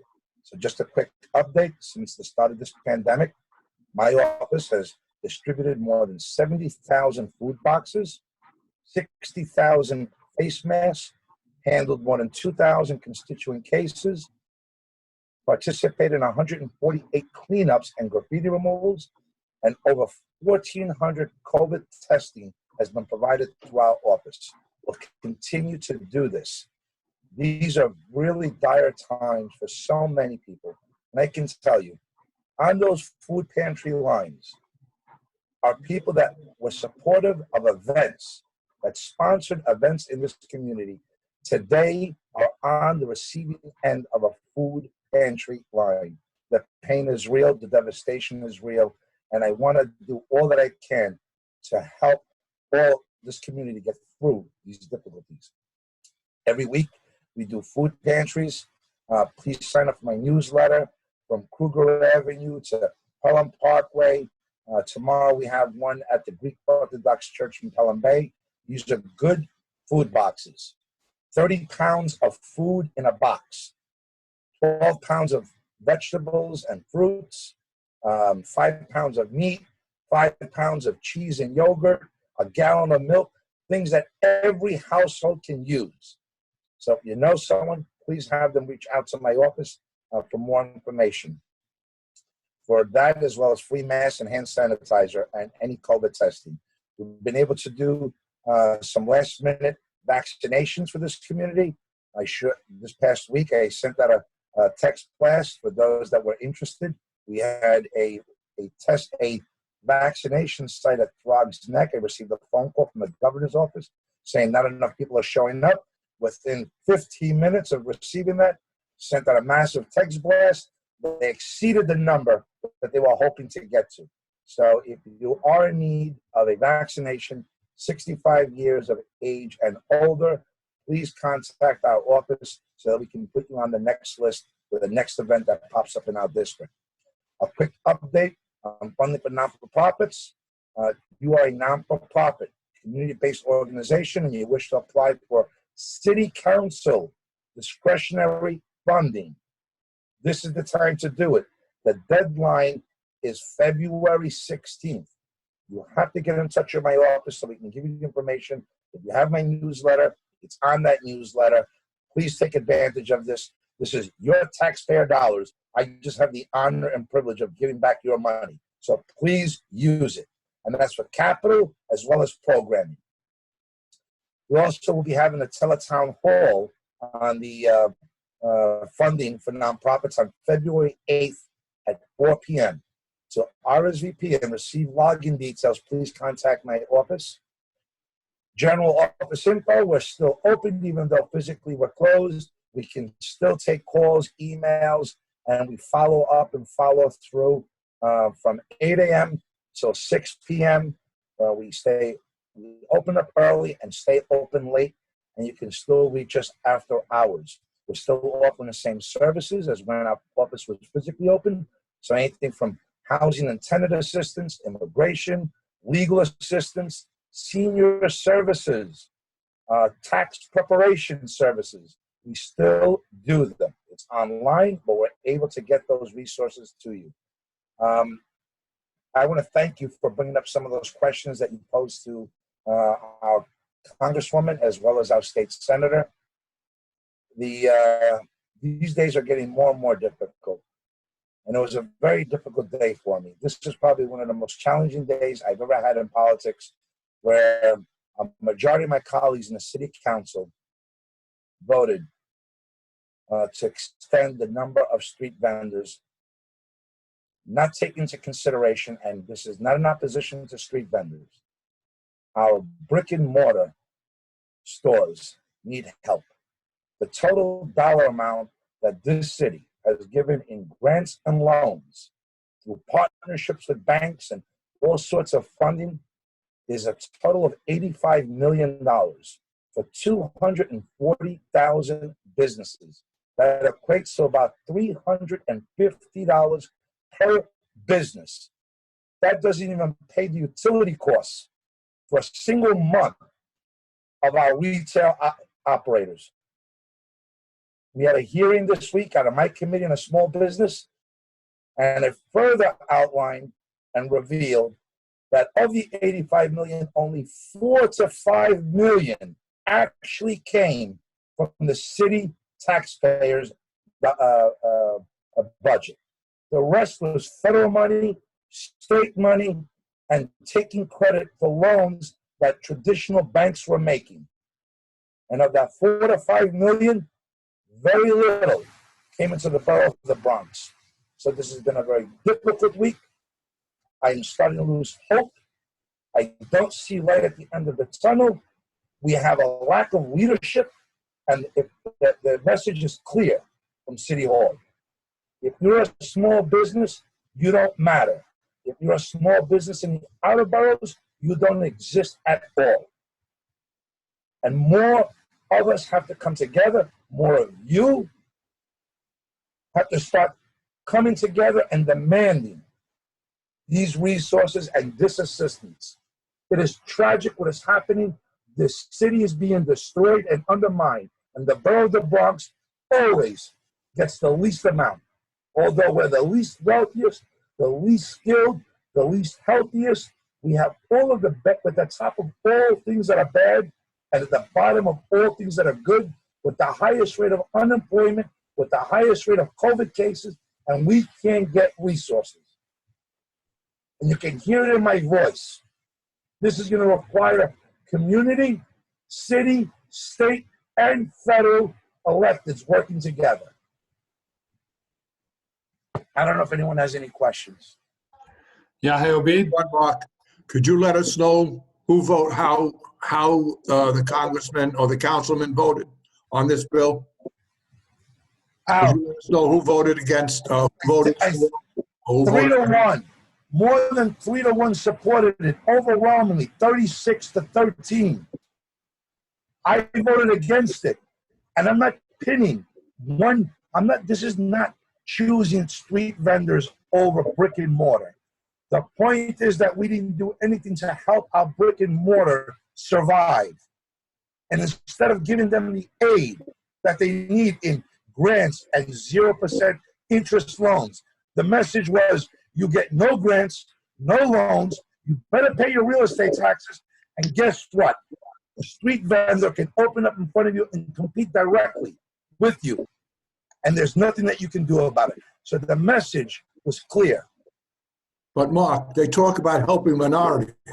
A lot of these minority businesses, or most of these businesses in New York City, hire minorities. So if it's not about hire. Minorities, the same group, Al, that we look to protect, women, minority, and immigrants are the groups that are most vulnerable in the city of New York.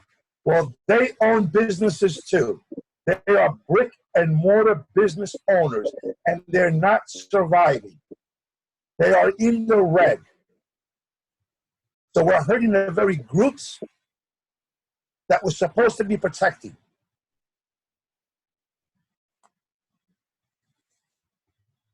So Yahya Obeid? Yahya?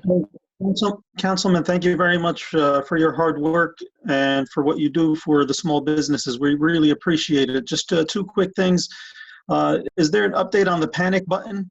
I know the mayor was pushing back on it. The second thing is, I think someone mentioned it a few months ago, there's currently not a way to rate these street vendors. There's no rating. They don't get an A, B, C, or anything like that.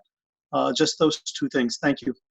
Yeah, hey, forget about rating from a health concern like we do at our restaurants where the health department gives you a letter grade.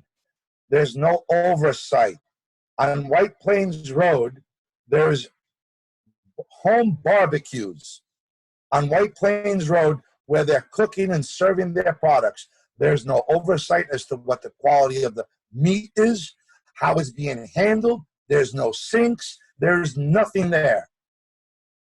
So when you say grading, I would be happy for enforcement on making sure that they're operating a legally street vendor as a street vendor, that there are precautions that are being taken, that the litter that they're allowing to be thrown onto the streets, that the fines don't go to the brick and mortar establishment if it's their litter, where are they putting their household garbage, if they're a bid like White Plains Road, who are they paying into the bid assessments? They're directly benefiting from it on the cost of brick and mortar storefronts. There's a lot to be said here. Your community now, I believe, has a major percentage of the bodegas in New York City. You're barely surviving. You have inspections. You have licenses. You pay real estate taxes, water and sewer. You get fined if someone walks in without a mask. You can be shut down if no one's wearing a mask. They take away your liquor license. Well, none of those rules apply to a street vendor because there's no enforcement. And I'm not attacking street vendors. But today, with 1/3 of our small businesses are not expected to survive this pandemic, is not a time for us to talk about street vendors. We're supposed to be coming to the aid of the backbone of this city, our small businesses, and we're not doing that. And may I say something as well? There's a vendor on Gun Hill Road by the Gun Hill Road train station, and this gentleman is not using gloves, mask, or anything of that nature. Even though they're outside, they should be handling those fruits and vegetables with gloves. And that is not being done. So we can look into it, Pat. I don't think that's Councilmember Jonai's district, but we can look into it. Yeah, but I'm just speaking in general as vendors pop up, and there's so many other minorities, but then I don't see any Black-owned farmers or vendors or anything like that in an area where the majority of the people are coming through. So I don't see anyone. Yeah, let's talk about that specific instance offline. Patricia, you can just send me that information. I'm happy to look into it for you, and I'll do what I have to. But thank you for bringing that to my attention, Patricia. Well, what about the barbecue guy on Gun Hill Road, Mark? He's been there for years. Years. You know, and we complained about that for years. I will go back to that. This has been a very difficult week for me. I've been challenged in ways that I'm spiritually defeated as to what we're doing. If you were to operate your place of business, your brick and mortar, you're held to one standard, and street vendors don't you don't apply the same standards. It's disturbing. It's undermining our community. It's undermining all of our commercial corridors. The pain is real. We're not doing enough for these small businesses. They make our communities a viable place to live. They make shopping convenient. They contribute. They donate to events. They donate to schools, to card parties. They sponsor our associations. Our brick and mortars give back. They're a part of this community. And I don't see the aid that they need at their time of need. That's the problem here. And we're not doing enough to fight for them. And I wish I had more colleagues and more New Yorkers standing up for these small businesses that without, we would be in trouble. We would lose our tax base. We would lose the jobs that we create. We would lose the culture that we have. When they go, they're not coming back. And this is just empowering the big corporations. Amazon is thriving. They are thriving right now. And if you look at the signs that are behind me, I hope you can read them. It says, support and save our small businesses. If you love your community, shop your community. Stay off the internet. That temporary savings is going to cost you a lot more. Every dollar you spend locally, 37 cents of that dollar stays within that community. So, Rabbi Fuchs, you have a question? I just want to make a statement. Councilman Jonai, I appreciate everything you said and you're doing. I didn't know this actually went down this week like that. And I work in Manhattan. I see a lot of small businesses, people of diverse culture, they're shutting down, going to the, different states and stuff like that. It's a tragedy, I have to say, because if you look in New York City, the small business is the backbone of the economy for our cities, this city, New York City. And it's tragic to see something like this happen. What else can be done to form another initiative that way we can, try to move this forward a different way? How can this work? Dorel, I'm married. So my wife always says to me, don't tell me how much you love me, show me how much you love me. That would mean giving the resources to these small businesses so that they can redevelop their business models under this pandemic and crisis. Not only are we not giving them the aid that they need, but we're holding them accountable to pay real estate taxes and water and sewer charges timely, or you're going to pay 18% interest if you don't. The violations, the targeting is still going on. We're punishing small businesses. It's as if we want to destroy the ashes that we've come out of since the 70s. It's as if they want to hit the self-destruct button again. Mark, I was on a call today with Rebney, Real Estate Business New York. I'm sure you know who they are. And got a very interesting perspective from the speakers about small businesses, particularly commercial tenants in some of these buildings. I know we don't have a lot of that here, but I know they still do exist as well. One of the comments was that they know that many of the small businesses are not going to make it through, and they're not going to survive, and they are going to die. What's very concerning about leadership here in New York City is that they said business destruction causes new business generation. It kind of seems like, like you said, what are they doing to protect all these businesses from dying in the first place? It seems like they've already succumbed to that fact that it's not going to get better or they don't see it getting better in the very near future. They also made the comment that they don't see things turning around until the end of the third quarter. Now, these are the people that run New York City commercial real estate. I'm just taking a couple of comments from them. That didn't sound that positive. You have any comments on that? Joe, the numbers are 1/3 of our small businesses are not going to survive. The economic recovery is going to go well into 2024, 2025. We haven't even seen the hard times yet. We haven't felt the impact of the economic devastation yet. So it's like watching a car accident happen in slow motion. I'm seeing it, I'm watching it, it's happening slowly, and there's nothing that I can do to stop it. The only hope is 2021, that will elect a mayor, that will have a city council that is more reasonable, that is common sense, that understands one priority from another priority. Mark, 100%. And I know you're looking at the end of 2021, and they mentioned that as well. And they specifically spoke about the New York City Council, that 2/3 of the New York City Council are going to be matriculating out, right? They're up, they're up for, I guess, term limits or whatever have you. So that's 2/3 of the city council that's going to potentially change. Have no idea what that's going to look like for the future of the city and who's going to advocate or not. I have no idea. I mean, I know you can go and look and see who's running or not, but that's a major change coming. Joe, our lives have changed. New York has changed. We just don't know how much. There's going to be a new world.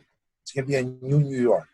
I don't know what that new New York is going to look like, but for the first time, I am really losing hope. And if we don't get this one right in 2021, I don't know. I don't know if there's going to be room here for most of us. We're losing too much. I don't know anyone that tells me they feel safer in this community. I don't know anyone that says my streets in my neighborhood is cleaner. I don't know anyone that says my quality of life is improving. All the indicators show that everything is deteriorating. What has to, so when you say, what are we going to do? Joe, this community board is so important. The work that you do, the things that are addressed by this community board. I would hope that we empower our community boards and do the bidding of the community boards. You deserve more power. You're the stakeholders. You should decide what's in the best interest of this community. Not me as an elected official, not City Hall, and certainly not the governor. What does he know about Morris Park, Pelham Parkway, Van Ness? He has no idea what these neighborhoods are. Neither one do, but each day they make a decision. And I'm sorry to say this, but we worry more about Washington politics than the politics that impacts your life day in and day out. Local politics is what's making a difference in your life, not the national politics. Pay attention what's happening here. So we have 3 board members that reached out to me. Can we just do those 3 members and then move on? And the order they reached out to me was Rabbi Fuchs, Bernadette Farrar, and then Rich Reynoso. Rabbi? Okay, you hear me? Yes. Okay. Well, what could I say? I know you for a long time, Councilman. I've never seen you like this, and it hurts me tremendously. And you've always had a smile on your face. And I don't see a smile now, and this is not a good situation. So I guess my question, to make it as brief as possible, and you just mentioned it, I didn't like when you said there's no light in the tunnel. Is there a light in the tunnel for these prospective individuals that will be running for mayor? Can it get any worse than it is now? Rabbi, things can always get worse. The movement is not a conductive and conducive movement. I don't know how to gauge this any longer. All I can tell you is we've lost our compass. We have no compass right now. And until communities start demanding, not accepting, but actually demanding more, it's going to take that much longer for things to get better. And I'm afraid of the devastation that's going to be left in the wakes before things start turning for the better. So Rich Reynoso retracted his question. Bernadette, you're last. Hi, Mark.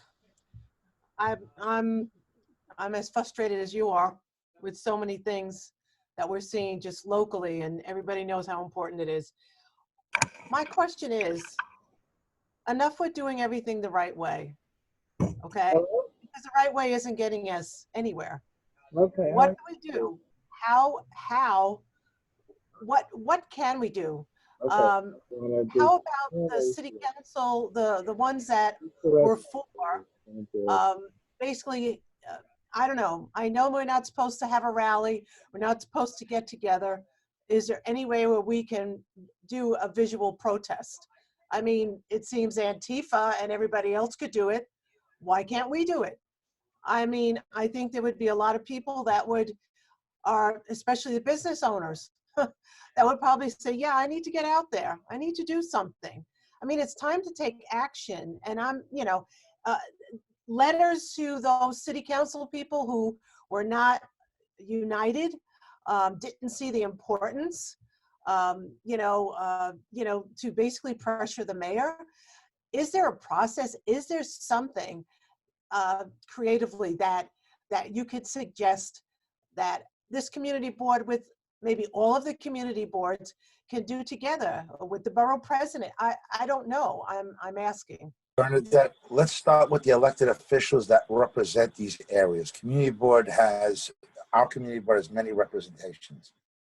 Start asking each one of those electeds where they stand on this.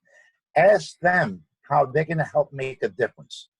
Before you start reaching out to other elected officials, let's find out what the electeds that represent the area are going to do first. Then we can start building a plan moving forward. But asking a council member that doesn't represent this area or doesn't even know what Community Board 11 is not the beginning. Let's see where the stakeholders and those responsible to be the voice of this community stand, how you can get them to get involved. And then, as I said earlier, this isn't a city problem. It's not just a state problem. It's a city, state, and federal problem. Everyone has to pull together. We need money, we need funding, we need resources, and we need a grown-up in the room. We need someone to stand up and say, no, this is not the time for this. Our priorities should be focused here. Food lines are getting longer. 63% of the borough of the Bronx is on Medicaid today. 63%. That's more than half. Is receiving Medicaid. No one talks about this. How are we going to get these people to work? How are we going to get them jobs and careers that they can provide for themselves and their families? Okay, thank you very much, council member. We have the last elected official in our presence is council member Fernando Cabrera. Council member. I just want to say thank you. Thank you for allowing me to vent, and thank you for giving me your time. Councilman, good to see you again. And I think the councilman voted no today. Absolutely, Mark. I was right there with you. You know, I spoke up. I'm as tribulated as you are. I was baffled. This is the worst of time. I'm still in shock that this bill was actually pushed through in the worst of times to do so. So many friends that lost businesses, literally lost their mode of living. And so, but Mark, you said it all. I don't want, but I just want to echo. I will tell you this before I get to what I really came for here tonight.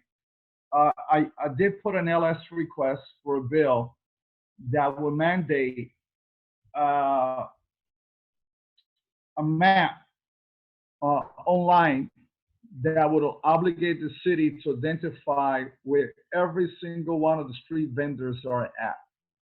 And this way we could monitor what's going on with the street vendors. It's damage control at this point. But the reason why I came tonight, I don't represent this part of the district, but I'm coming in the capacity of the chair of government operations, which I chair, and as you may know, I have oversight over community boards as one of the 12 quote-unquote agencies that I have oversight at the council. I am very disturbed of what the administration is getting ready to do to community boards. I could backtrack here just 3 years ago.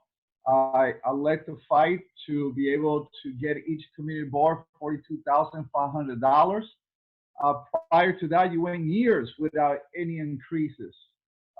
We were able to do that 3 years ago, 2 years ago, then the pandemic hit last year. And though we tried our best to retain this level of funding, which we're talking about $5 million for all the community boards, it didn't pass. However, this year, for fiscal year 21, now the city wants to take from the community board $3,628, and then for fiscal year 22, now we're talking about $8,153. Now, if you put all that together in perspective, from just 2 years ago, you're talking about 20% of your budget. Now, I don't know how you're going to function. Something's going to have to give, either the salary of the staff community board, the way you operate, your rent.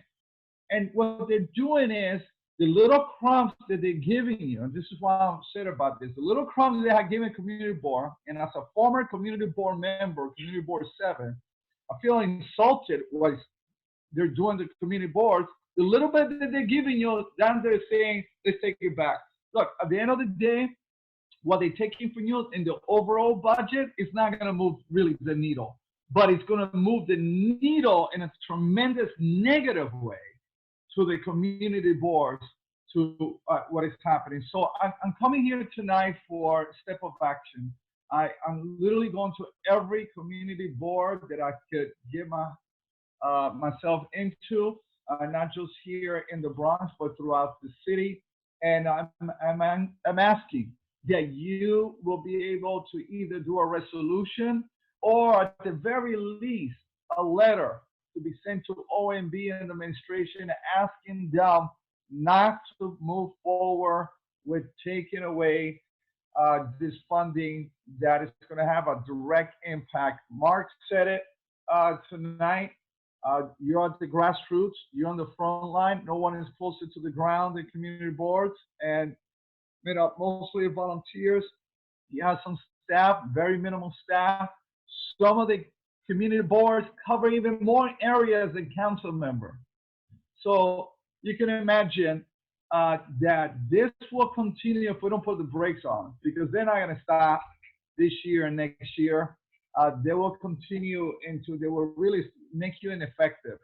And so with that, Mr. Chair, I'll turn it back to you.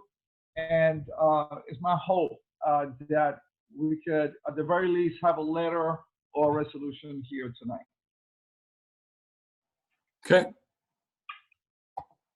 Unless there's any questions. Yeah, Jeremy. Yep. I just had something.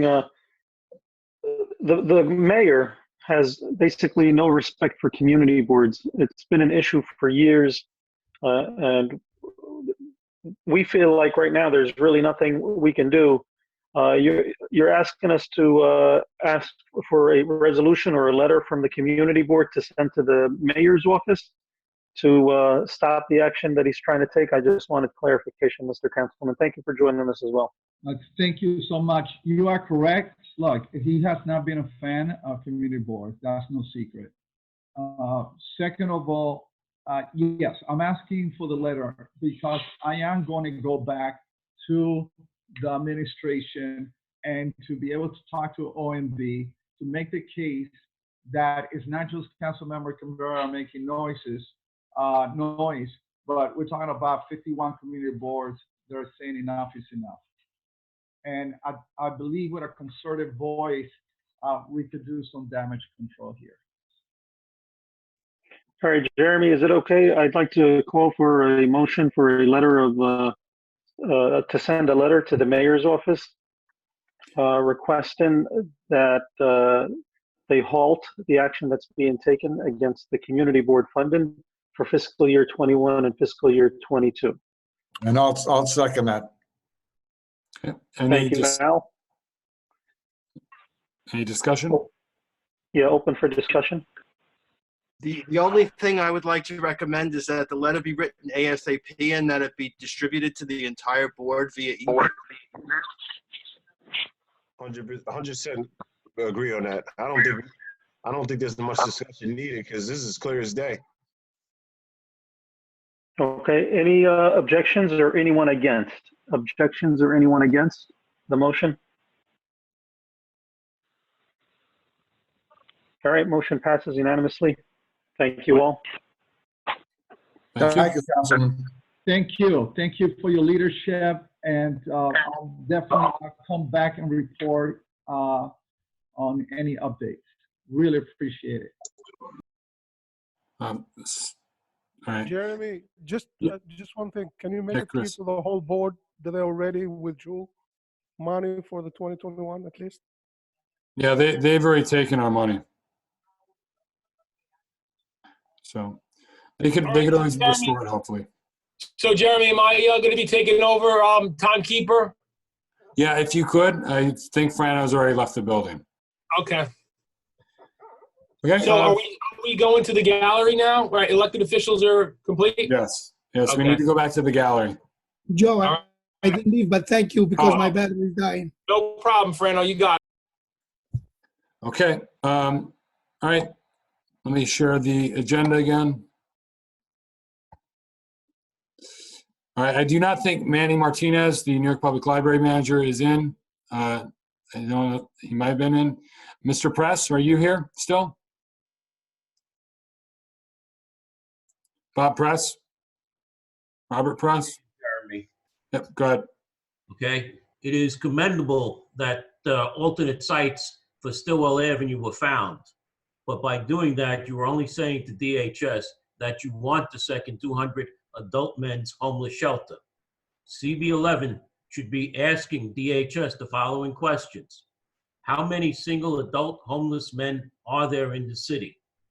How many community boards have over 50% of their homeless population responsibility as adult single homeless men? In the past, 18 to 20 single adult homeless men were placed in a room on cots next to each other, and we are now in a pandemic. And the Community Board 11 should be asking, what is the floor plans of the homeless shelters proposed for Community Board 11? What is the size of the rooms and the occupancy of each room? Now, according to DHS policy, it is only 25% of the homeless responsibility that should be adult homeless males, okay? Why is Community Board 11 gonna have over 50% of its homeless population be single adult homeless men and not families? I'm gonna just end a little bit about something that happened with DHS where I attended a meeting and let me just say the controller must sign off on all contracts with DHS. 30 seconds, sir. However, when I said that to DHS Commissioner Banks, he said to me, oh, the commissioner's signature is a mere formality. We've already done it. And Community Board 11 should know the power it has. If you don't know, just ask me because I was on Community Board 8 and we used our power. Thank you. Thank you.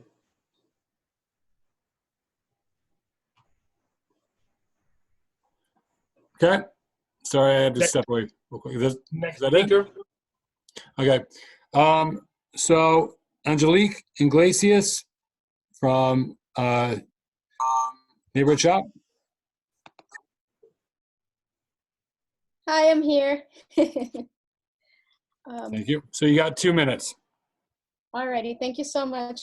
Hello, everyone. I want to thank everyone who presented before myself, as well as thank Community Board 11 for allowing me the opportunity to speak tonight at tonight's full board meeting. My name is Angelique Iglesias, and I'm the Intake Outreach Specialist for Neighborhood Shop's Caregivers Program. Before I talk about my program, I'd like to quickly mention that Neighborhood Shop is a not-for-profit multi-service agency with over 35 plus locations across the Bronx. Shop has 13 programs, including 4 senior centers, an elder abuse and crime victims program, and a case management and friendly visiting program, and more. I work for the Caregivers Program, which is funded by the Department for the Aging. And we have free services, supports, and educational workshops to persons living or providing care to a loved one or friend in the Northern Bronx, specifically in districts 9 through 12.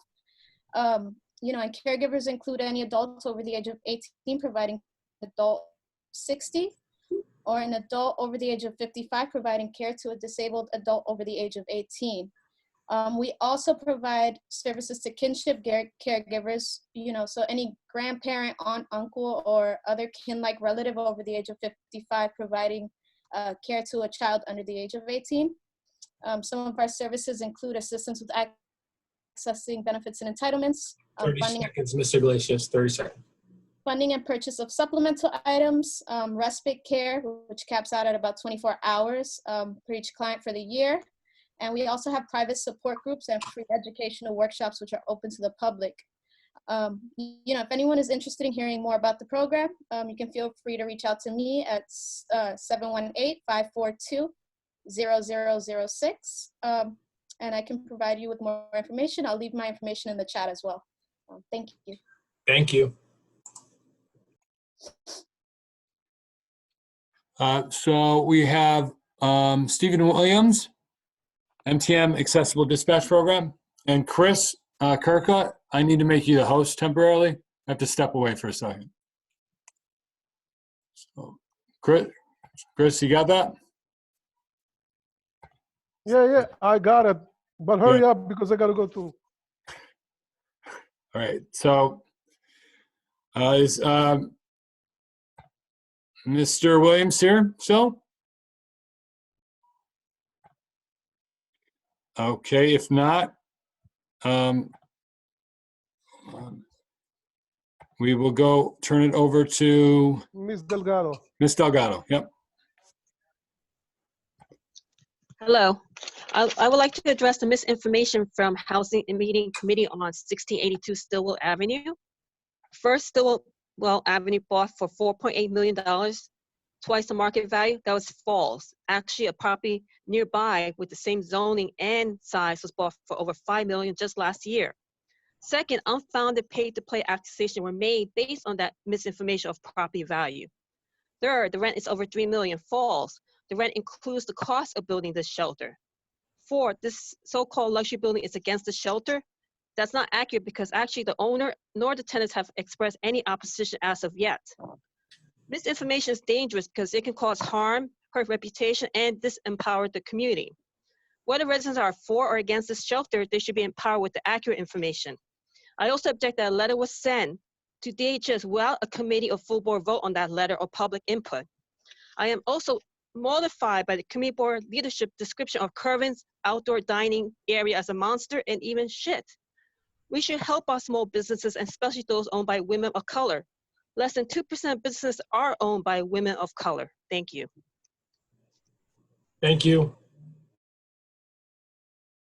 Okay, next is Mr. Matthew Caulfield. Hi, hello everyone. My name is Matt Caulfield. I'm a resident of Morris Park. I've already presented to the Parks Committee and the Budget Committee. on this issue. I've started a petition for a dog run in Loretto Park, the southeast corner at the intersection of Van Nest Avenue and Tomlinson Avenue. Many people know that's where the bocce ball court is. And I just want to be clear, this idea started just as me as a interested community member, just trying to do kind of what Mark was getting at, Mark Jonah, councilman, just noticing dirt and things in the community that weren't living up to their full potential. So I started asking neighbors and people around the park what they thought about that corner of the park. Everybody's been noticing that it's been sitting empty, kind of collecting litter and leaves. And so past that, I started asking, well, what can we do with this area of the park? There's many dog owners that walk around Loretto. And so a dog park was the first idea that came to mind. And I brought that to the budget committee. They suggested that I start a petition. So that's what we've done. And we've gotten over 350 signatures from many interested groups in the community, business owners, residents that live directly adjacent to the proposed site. And I'm coming to you guys tonight because I'm looking for a formal resolution of support to be able to take to elected officials and other people to ask for a small amount of money to make this a suitable place for dogs. All it would take is I'm proposing is one fence line because it's already fenced on the 3 other sides. I'm going to put a link to the petition in the chat right now. And we've gotten a quote from a contractor that has done work for parks, and they've told us that it would cost about $10,000. So I'm hoping to get it up and running and see how it goes. Thank you, Matt. Right on time, 2 o'clock. I just want to add that Matt did present to the Parks Committee. I had asked some questions about the utilization. I'm not aware if it's being utilized. I know there's some people that say that the bocce courts are being utilized and they should be able to voice their concerns and opinions or comments. I do know, Matt, that you did say from my notes from the Parks Committee that you reached out to the San Gennaro, I guess, group, or I don't know who they are. Maybe they had something to do with building the bocce court in the first place. And have you gotten any response from them? No, to clarify, I said that I tried to reach out to them. My understanding is that they are no longer in operation.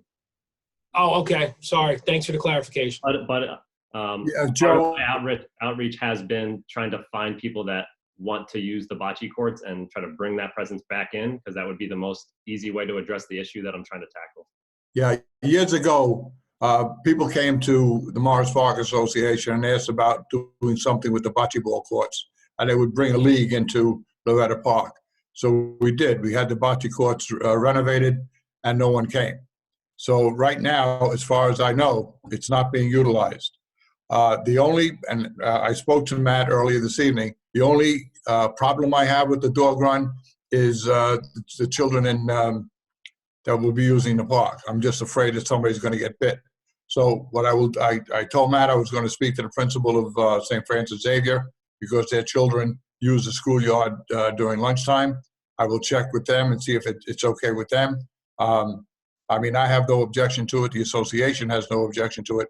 It's just a matter of safety. If it's going to be safe and the Parks Department is not worried about being sued by it, then I have no problem with having a dog park there. May I ask a question? Verna, yes. Okay. I have no, as much as I'm as an animal advocate, I had asked this question online and I didn't get a response. So I'm glad this was being brought up. Is there any way to construct it so that the bocce court just can be enclosed, like the top of it, and still, basically have it so that the bocce court is covered, as people do with their pools, etc., in the wintertime, etc. So it can have a multiple use instead of taking it away totally, because it's something almost of a heritage issue in the community, where as much as I love animals and I feel the need, I don't want to see the bocce court go. So if there would be a way to find, to construct this so there's a multiple use, I would be all for it. Otherwise, I'm not for taking the bocce court away. So in the original proposal that, if you link to it online, we've never proposed taking the bocce court out whatsoever. That would just be an expense that's unnecessary. If people are interested in maintaining the bocce court, if a cover is part of that, I'd be happy to even lend I have a little workshop. I'd be happy to lend my shop to building some sort of cover if there was really a presence of a community that wants to maintain the bocce court. I'd be happy to help them out, definitely. Thank you, Matt. We'll talk. Great. Okay. So moving on, let me just pull it up. We have a representative or representatives from the PS 108 Parents Annex. Yes. Hi, good evening, everybody. My name is Vinnie Marie. I was born and raised in the Bronx, and I am a parent of 2 boys here at PS 108. Some of you know and remember me from when I have spoken at previous meetings in the past regarding the PS 108 Annex. I thank you for allowing me to speak up again tonight, and it is an honor to speak before you all. Since we last spoke, myself and a group of parents have formed the PS 108 Parents Annex Committee, many of whom are here tonight with us, with the goal of allowing this annex to make PS 108 a K-8 school and giving this community the middle school that it needs and deserves. Families are moving out of this area because there's no middle school. We can no longer do this alone, and we need your support. We know we have the support of Bernadette Ferreira, Al D'Angelo, Natalia Fernandez, and Mark Jonai, and we thank all of you. We have built liaisons, attended numerous CEC meetings, gathered petitions, and have had stories published on News 12 and the Bronx Times. We are now trying to schedule a meeting with Christine Vaughn, the superintendent, but again, we need your support and an action plan moving forward from the community board, elected officials, and anyone who can help us. Thank you. Thank you. Thank you. Okay. I'd like to say something to support that. Hey, go ahead, Bernadette. Yes, since I sit on the Youth and Education Committee, this is something that has been ongoing, and just we thank you, Vinnie Marie, for coming this evening. And it's important for everybody to understand that families are leaving because they go to where their children have to go to school, and we are owed probably more at this point, 3,000 middle school seats, and we're not getting the cooperation. We're getting the right people to speak up about it, but there doesn't seem to be. It seems to fall short. And we should be investing in our future, in our children. And this is something that needs to be needs to be taken care of yesterday, not now. We'd like to keep our families back in the community and have them go to their schools. And I do not understand. I know CEC 11 is involved with this, but there needs to be more of a push. So I'm stating that for the record and keeping my fingers crossed that somehow, somewhere, we'll be able to do something. And also that there should be a letter from Community Board 11. Again, I think we did in the past, supporting this to the principal of PS 108. And also, I guess anything else that anybody else feels is a supportive thing to do. Thank you. The principal's in favor of going K-8. I spoke to him. He thought it was going to happen, but maybe the education committee can get in touch with the with the superintendent and find out what's going on and why we can't get it done. I'll try again. Okay. If you need the help of the board, just let us know. We'll send a letter. We'll have, Jeremy will call. Maybe that they need a little more juice. Yeah, I mean, we were supposed to have a meeting, I think, before COVID. Right. I think COVID threw everything off. I forget when's the last time I spoke to the principal, but I thought it was in the spring. But I'll follow up.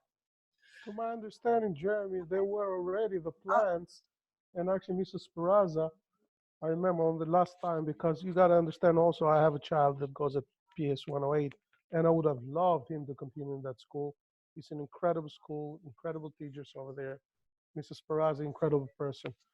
And to my understanding, he said that the plans are already set, but because of the COVID, I guess everything now is thrown a little bit kind of backwards. But, I mean, we can do the best. I mean, we can call him tomorrow if necessary. Actually, if I see him tomorrow when I drop my son, I can say something if. Well, Yeah. can I just say, Vinnie Marie, didn't you say that you spoke to the principal and you asked if there was going to be community input, and what was his answer? Yes, so the latest is I was invited to the SLT meeting as part of 108 because the School Construction Authority was on that meeting. And the architect blatantly said that we are past the point of community involvement, that the design was set, and in order to change the plans, it would be changing the blueprints and yada, yada. So we kind of left it at that, and us parents were fuming because there was no community involvement whatsoever. And then we recently have a PTA meeting and the principals suggest forming a committee. So why form a committee if the plan is set? So that's kind of where we are. We're kind of stagnant. We don't know which way to get this. We just kind of want facts. We've been fighting for this for a year now, and we have no more information now than we've had when I met you guys a year ago. So that's why I just want to move this forward and, you know, lay everything on the table. I thank you guys all for your support. I appreciate it. Thank you. And just real quick, you said the CEC has been involved. Were they involved, I guess, as part of the community? Did they reach out to you early in the process to get the community involved? No, we've attended numerous CEC meetings, and I have numerous parents on this meeting that could attest to that as well. We get the runaround all the time from them. And actually at the last CEC meeting, Kim Woodruff actually said, you know, hey guys, these group of parents have been repeatedly coming and we're kind of just giving them the runaround. There's no definitive answer we give them. You know, how can we steer these group of parents to kind of, you know, it's either set in stone and that's fine. We'll put the issue to rest, but it's not set in stone because we're hearing two different stories from SLT, CEC, the principal, just very ambiguous and, you know, no clear-cut answers. But who dropped the ball on the community involvement part? I'm just The curious. architect at the SLT meeting was part of the SCA. The SCA basically showed us the blueprint and the whole design, and there was no talk of a middle school whatsoever. And actually, Mrs. Barraza began that meeting by saying that this is not to discuss whether this is going to K through 8. This is simply for design purposes only. And when community involvement was noted in the chat, the woman, I forgot her name, I have to look at my notes, but basically said that we were past the point of community involvement. So I understood that to be that this plan was set in stone. They know what's going in the annex and that it was a done deal. Which one of the elected officials is on the education committee? Does anybody know who that might be? I mean, from council? I do not know, but we can look it up. Okay. So I don't know if Mike Benedetto. Mike Benedetto's education. Yeah, that'd be the state though. But either way, yeah, I mean, we can reach out to electeds. We did have a reporter in the meeting, so we could also try that outlet too. Okay. Thank you guys. Thank you. So that ends no, we have one, I'm sorry.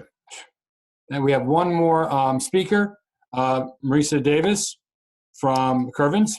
Yes. Can you hear me? Yes. Okay, wonderful.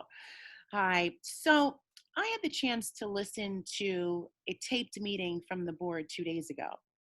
And I just have some comments for Hazel and Andrea. And I hope everyone on this board listens to that tape so that they can see and listen to what their fellow board members are saying. These two women decided to snicker about Curvens being their favorite bar and proceeded to say, how dare we build such a monstrosity in front of my establishment. They actually said on tape that they hope we are breaking the law. They said that they will and have called the fire department and the police department, who reiterated to them that what we have is legal. They sound hateful. They sound like bigots. They sound like people who are not here for the community. When you hold a position on this board and you are a community board member, you're here to help uplift us. I'm in an industry that's dying. As Mark Jonai said, people are just trying to survive. I invested over $100,000 of my own money. And I'm not from the Bronx, I'm from Rockland County. And I didn't have to come here. And when I have COVID, the governor, and these people that are, against our industry, it's hard enough. Then when you have nasty nasty women who say nasty things on tape with no regard for who hears them, and actually says that they hope we're breaking the law. It shows they're not only not for the community, but they have some personalized hate towards me that I cannot understand why. I'm saddened. So, I'm- Marisa, I'm sorry, I'm going to give you more time if you need it. Okay. But because the borough president's office suggested we refer this to our ethics committee, it's probably best that we take it there versus. That's wonderful. And I'm happy that that happened, because it's important that you all know who sits on the board with you and where their heart is. I'm a Black woman who invested here, and I'm simply trying to survive. And I'm that my Jeremy, I would like to respond if possible. My board should, Okay. pardon me, I'd like to get my time, because I've always had my time cut off whenever I speak, and it's important that I get my time. When things are done and said, they should be done from the heart and with good intention. I should be getting the support that I've gotten from my captain, Natu, and I've gotten from my community affairs officer, Jay. And the type of support to show that you want me here, and you want me to invest, hire people in this community, and be a place for not only that I hire people in the community, but I'm a safe haven for LGBTQ people as well. And it saddens me that this type of commentary would come from elders who are supposed to be an example. They are a disgrace. And you all need to listen to that tape and know who sits on the board with you. Because when you have a choice to speak, you should think before you speak. And you should make sure you're supportive of the very community and the board that you sit on, instead of being a little tattletale looking to try to get fines and sink me as an owner. They're shameful. And we teach our kindergartners to not be like them. And you all should listen to that tape. They think it's funny. They're snickering. And they're talking about how dare I. Not only do I have a permit, I have landlord approval. And like I said, when you invest money in the community, you should be happy. It's better than having liquor stores, bodegas, and Chinese food. It's a quality place, and that's how you get socioeconomic development. That's why Brooklyn is on the map, and that's why Harlem is on the map. You need bars and restaurants to develop your neighborhood, and you don't need people on the board pushing and looking to sink you. Shame on you, Hazel, and shame on you, Andrea. Okay. May I respond now? Yes. Okay, this is Andrea. I have nothing against you or your establishment. I live in the community, and unfortunately, quite a number of people have contacted me regarding what I call the monstrosity that you have out in the gutter. I have a thesaurus, because that's a poor choice of words. You could have chosen a better story. Those were the words that were given to me by yourself. No, by the people in the neighborhood. And that is how I brought it up. Well, when you retell a story, if someone tells you to jump off a bridge, do you do that? Or can you tell it with class and dignity? How do you repeat everything you hear in the street without filtering it for yourself? Because you're saying that we do not represent the community, and if the community me. And that tape shows your intent. All right. So I want to cut the back and forth. I hope I didn't cut into too much of your time. Joe was timekeeping, so we have to give you a few more minutes. But I mean, John Johnson's the ethics chair, and I will unmute him. But hopefully he agrees that I think this is going to be referred to the ethics committee, and we will go from there. I'm going to unmute John, and I want his opinion on this matter. John? Yep, thanks, Jeremy. Yeah, real happy to be looked into this. Yeah, I think we have to work together. We're a community board. We definitely want to help our businesses in our community. We don't want to harm them in any way. And, these things happen. Let's just get together. We'll get together at your place and have a drink, I guess. We can make this work. Don't worry. All right. We'll look over it at the next meeting, definitely.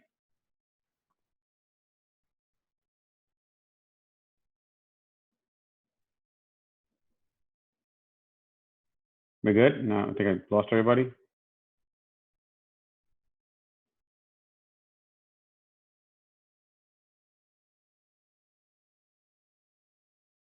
What do you got next, Jeremy? Oh, I think I'm unmuted. Jeremy, I'd like to make a comment. Go ahead, Joe. Okay, I just want you to know that I happen to like Chinese restaurants and bodegas. That's my only comment.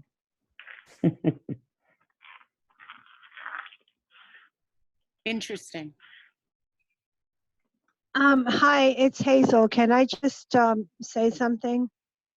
If all the permits and the written permissions from the other business owners to have the structure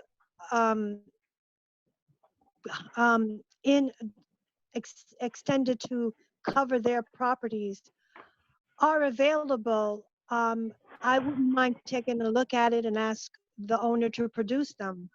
The DOT states that in order for the structure to infringe on another business's front, they have to have written permission, not just verbal, but written permission from those store owners. So if those things do exist, which I am, I'm sorry. All right, you're mistaken. The permission is from the landlord.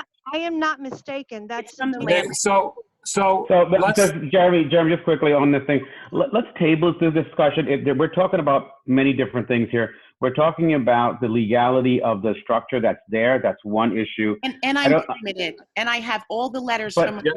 But again, I don't think this conversation started because of that. If there is that issue, there's an avenue to go down to rectify that or address that issue. This issue was particularly brought up on the ethics committee, and just because the matter in which it was handled. Exactly. We gotta separate these lines. And if you have a permit and everything is legit, oh, fantastic, good for you. And if it's not, there's another way to handle it. But if in the manner, and that's fine. That's fine. Yeah. I'm just saying that's fine, and I appreciate that. And there are I'm governing happy that agencies to do you're it. saying this now too, because just like the young lady is asking me now, Hazel or Andrea, I don't know which one is speaking, instead of saying on tape that you want to call the FDNY and the NYPD and that you hope I'm breaking the law, instead of saying that, you could have called me because my contact is on my liquor license. And the same way you're asking me now, you could have done it with the same intent. But it was a joke to you when you said to call the agencies on me. Listen, I understand the struggles you're going through. You're a small business owner. I can imagine your frustration with everything that's going around. I'm disgusted. But you know what? I think there should be a certain sensitivity given to our business owners, and let's discuss that outside of this realm. There's a full community board meeting, and I'm happy to talk to you. Jeremy can give you my number. Let's just talk this out. I think, I think there's a resolution to this. Know who these women are, because the integrity of who you fit with is more important. Okay. Let's take this offline and then we'll discuss it. Okay. So that concludes the gallery. Thank you very much.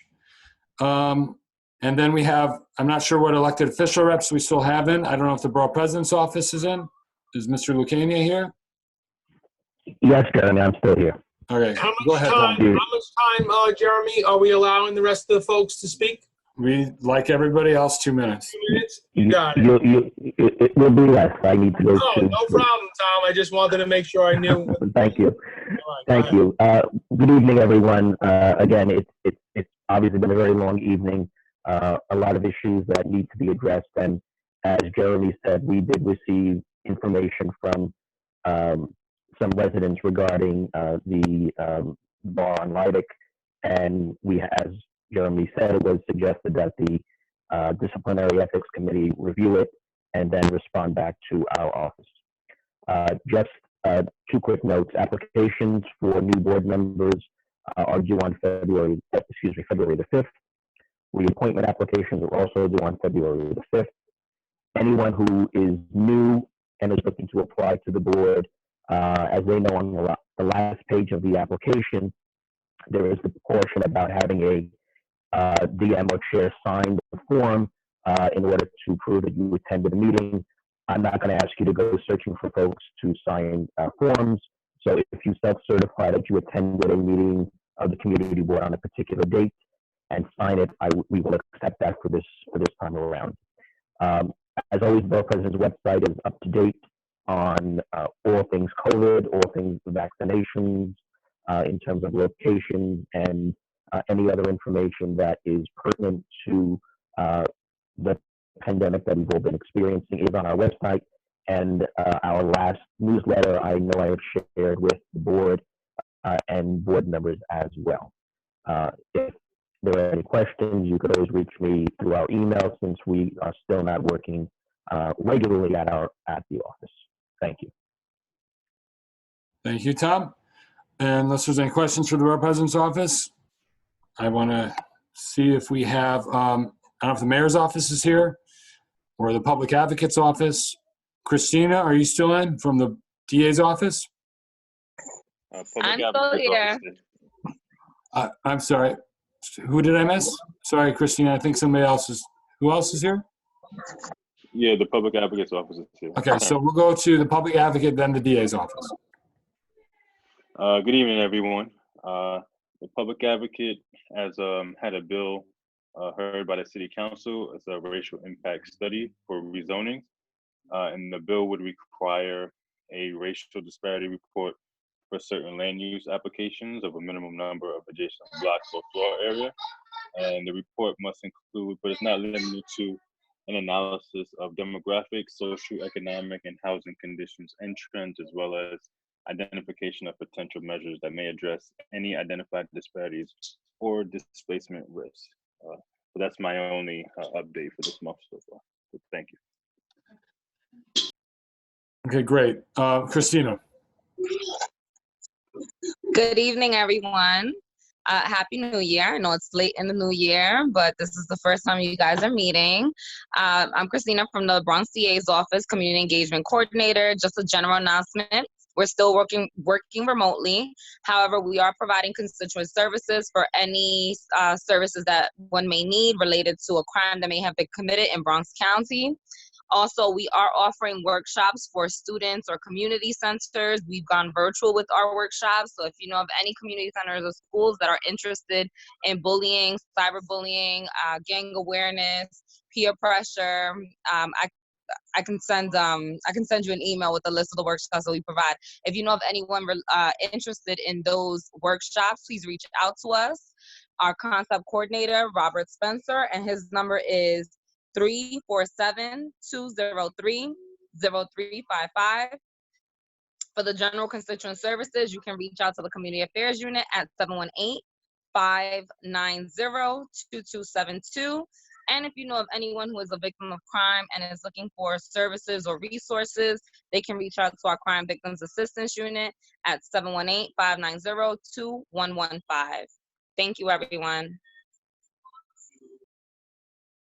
Okay, great. All right, so let me go back to the agenda. Emily, are you still in from Biagi's office? Hi, yes, I'm still here. Good evening, Great. everyone. I only have one announcement. The senator will be joining the comptroller for a Bronx Town Hall meeting on February 3rd at 6 p.m. I put all the details in the chat and my details in the chat if anyone needs to contact me. And I hope everyone has a good evening. Thank you, Emily. Do we have Ronell from State Senator Bailey's office or Maria from Assemblymember Fernandez's office? Jeremy, Maria, I'm here. Yeah, good. Go ahead. Okay. 1 second. Hello, everyone.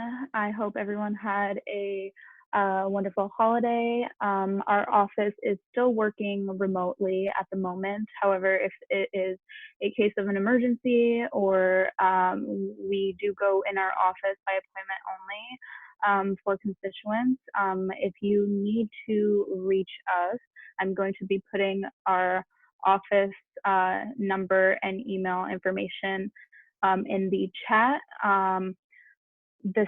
Yesterday evening, we had a COVID-19 roundtable with some health professionals explaining kind of all the testing and vaccine information or misinformation that's been going around. And if you guys missed that and would like to watch it, it is on our Facebook. We streamed it there and it is still available there for anybody who may need. We also have the slides available that the New York City Health and Hospital presented at the meeting. If anybody needs an email to them as well, I'll be happy to do so. And for if you are interested in attending future meetings, future roundtables and events like that, as well as any testing resources that the Bronx may have and all that stuff, we post it on our socials and our newsletter. Email me if you'd like to be signed up for the newsletter if you haven't been yet. New York State has also passed some legislation in the last few. Yes, the New York Automatic Voter Registration Act of 2020, the COVID Emergency Protect Our Small Business Act, and two others as well that I'm going to comment right now in the chat and with links as well for everybody who might want to know more information. If you have any questions about them as well, feel free, and any additional questions about them as well, feel free to contact me, okay? Great, thank you very much, Maria. Thank you, have a good night. Okay, old business. So we have, yes. Here from the Comptroller's office. Oh, I'm sorry, Marielle, you did reach out to me. Go ahead, sorry about that. I'll be quick, and it's okay. You don't have to. It's late, so I understand. Things slip people's minds. I just wanted to say hi, everyone. My name is Maria de la Cruz. Hello. Hi. I'm the Bronx Borough Director for New York City Comptroller Scott Stringer. I just want to say here that I'm present. Emily already mentioned that we're having a town hall, and again, that's just a space where people ask the Comptroller direct questions about what's going on. So we're asking people to RSVP and submit some questions, and he'll be answering some of those questions. We're targeting community boards 1 through 3, but again, Bronx issues are Bronx issues. The vaccines are issues, and he has a lot of ideas of how to make things a lot more equitable. And also too has ideas on how we could support children in the community, especially when it comes to remote learning. I hop in and out of CEC meetings, not necessarily always CEC 11, but I wanted to make sure that I am present, know what issues are going on, and I have been getting communications from Jeremy. So just to give Jeremy a shout out, he checks in with me if I don't respond to something, meaning that he's making sure that all of the elected reps are getting the information that the board wants them to get. But again, I would ask, there are a few folks here that I see now that have had meetings and have not invited me, which not only makes me sad, but then means I don't know what happened at your meeting. So some people know who I'm talking about. So feel free to invite me to your meeting so that I can inform the Comptroller of what's been going on in specific areas within CB 11. We'll put my contact information in the chat. Thank you so much for having me. Thank you. Great, thank you, Marielle. Okay, then that would conclude the electeds, unless I'm missing somebody else, unless somebody joined and I didn't know, or I forgot. So moving on, we have some old business to discuss regarding Stillwell Avenue and Birchall Avenue. Al, do you want to talk? Do you want me to share my screen or anything with the letter? It's up to you. Yeah, you could share the letter. We probably acted in haste. We probably should have had the letter voted on before we sent it out, but we were under time constraints. It was okayed by the housing committee. It was also okayed by the Yahe's leadership committee. We felt it was time had to get the letter out. So Jeremy will share the letter online with you. There should have been a copy sent. It's a copy online, I believe, right, Jeremy? Yeah, so if you look at, everybody can see my screen? Yes, no, maybe so? Can everybody see the screen here? Yes, we see it. Okay, so when you're on the website, you go to minutes. It's not my report, it's the first addendum. And you click on that, and you get a copy of the letter with the signature redacted. Al did sign this, and this letter of intent, as well as Mr. Jordan. Can everybody mute themselves? But this is where the letter is. I will put it in the chat right now for everybody. But Al, anything else you want to say about this letter? No, that's it. Just the fact that it had to be sent out right away. Okay. So, in terms of any other old business, I want to thank the people that took part in putting this together. The Housing Committee basically worked very hard on finding the alternate sites and basically putting this thing together. So again, I want to thank them. They've worked very hard on this. Okay. Unless is there any other old business? If not, we'll go to new business. Under new business, I just want to thank Howie Martin and the Bronx House for distributing food. You know, they gave the Morris Park 50 meals for the needy, and it came in handy. We were able to distribute all 50. So Howie, thank you. Okay. And Howie, you did reach out to me something not too long ago, which I forgot to get back to you on. I apologize about that. Any other new business? Yeah, I actually have a question. Yeah. I was just reading the bylaws during the meeting, and all the standing and non-standing committees are listed on the website, except for employee relations, nominating and elections, and staff resolution committee. So I was wondering why they're not listed. David, are you still in? I'm here. Can you repeat that last part? Which committees are not listed? Employee relations, nominating and elections, staff resolution committee. Maybe, Jeremy, maybe you want to answer it because you're the one who's responsible for the website. Well, no, I'm not, this is the bylaws we're talking about, right? No, I'm talking about the website. Oh. The website does not have those committees listed. Yeah, I mean, we can include them. I think I probably only have the standing committees. But yeah, anytime you see, anybody sees. Actually, I mean, let me interrupt. Yeah. You have non-standing committees. You did have the nominating committee on the website before, and now it's no longer there. Are you talking about under committees? You're talking about, so I'll share, if it's helpful for everyone, I can share my screen right now. Or we can talk about it offline. It's up to you. No, we can talk about it now because I actually want to know why employee relations and staff resolution is not there and what the status of that is. Because those committees don't exist. There are no members and there's no chair. That's why. Well, why? I mean, the bylaws provide that there should be, right? It's not, doesn't require it. I think they come into existence when there are issues. So when we have when the chairman calls forth a non-standing committee, which those are we're talking about, right? Then I put them at the bottom here. I put the standing committees first because they're permanent. And then the non-standing committees, I put them at the bottom when I'm instructed to, or when the chairman calls forth one or dissolves one. I take it on, I put it on, or I remove it.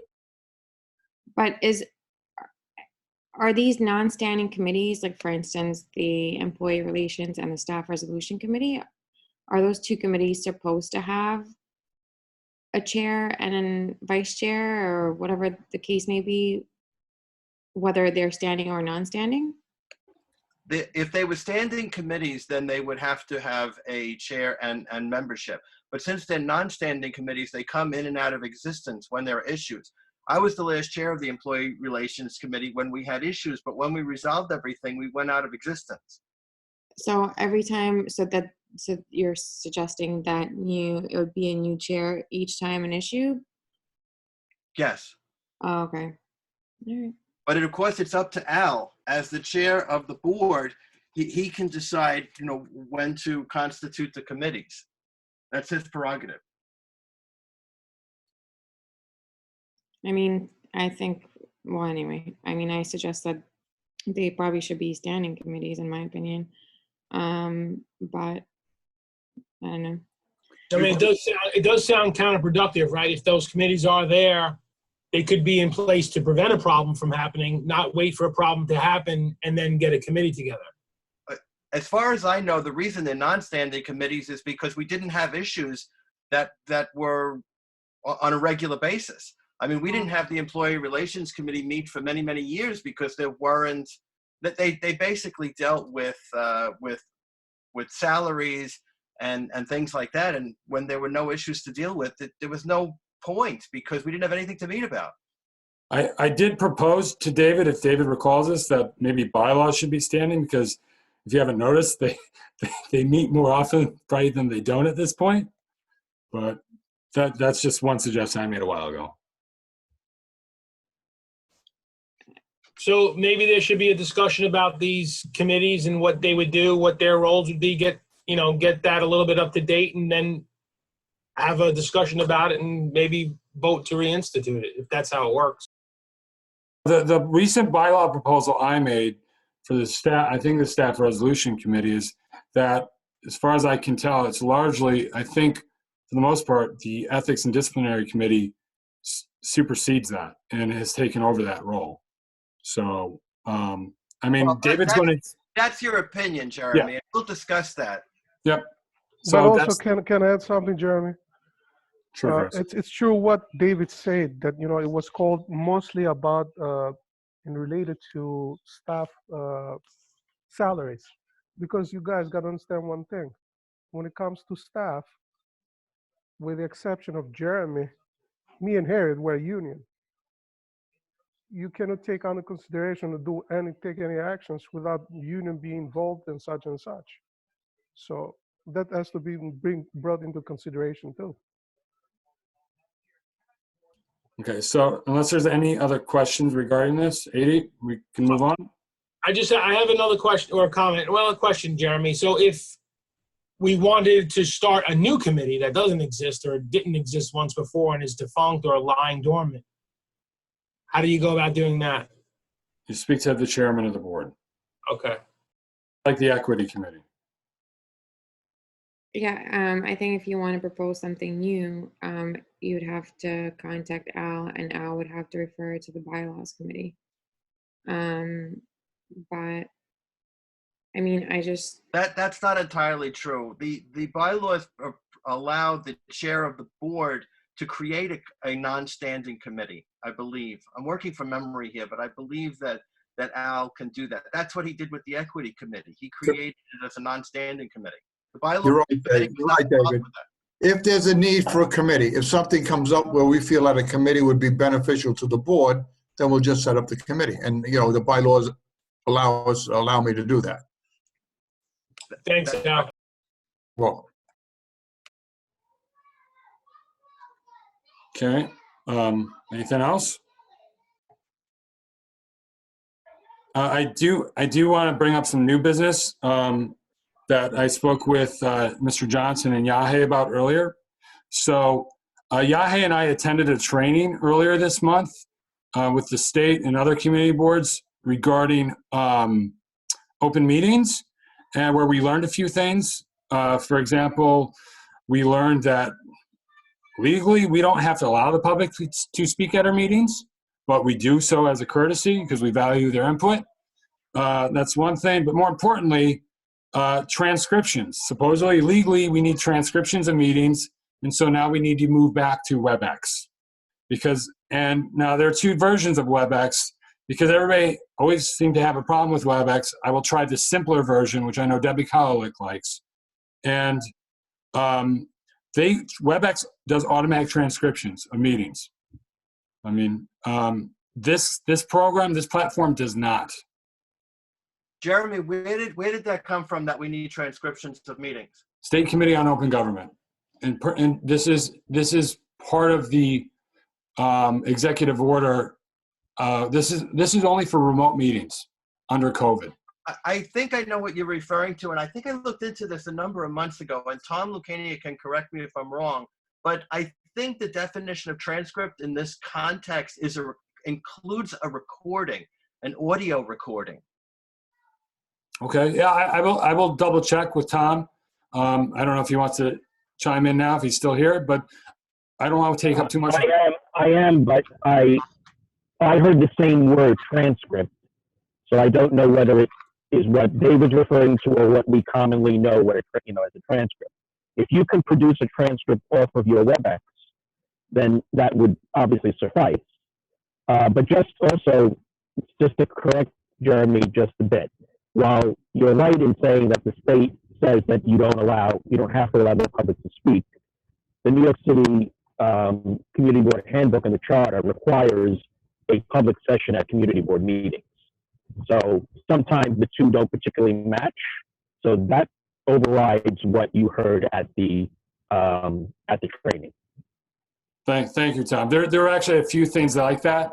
We heard one from the state, and then I sent an email to Tom, and he had to correct me. So thank you, Tom. You're welcome. So we'll look into it, David, and I'll get back to you ASAP, okay? Okay, thanks. Okay. Any other new business?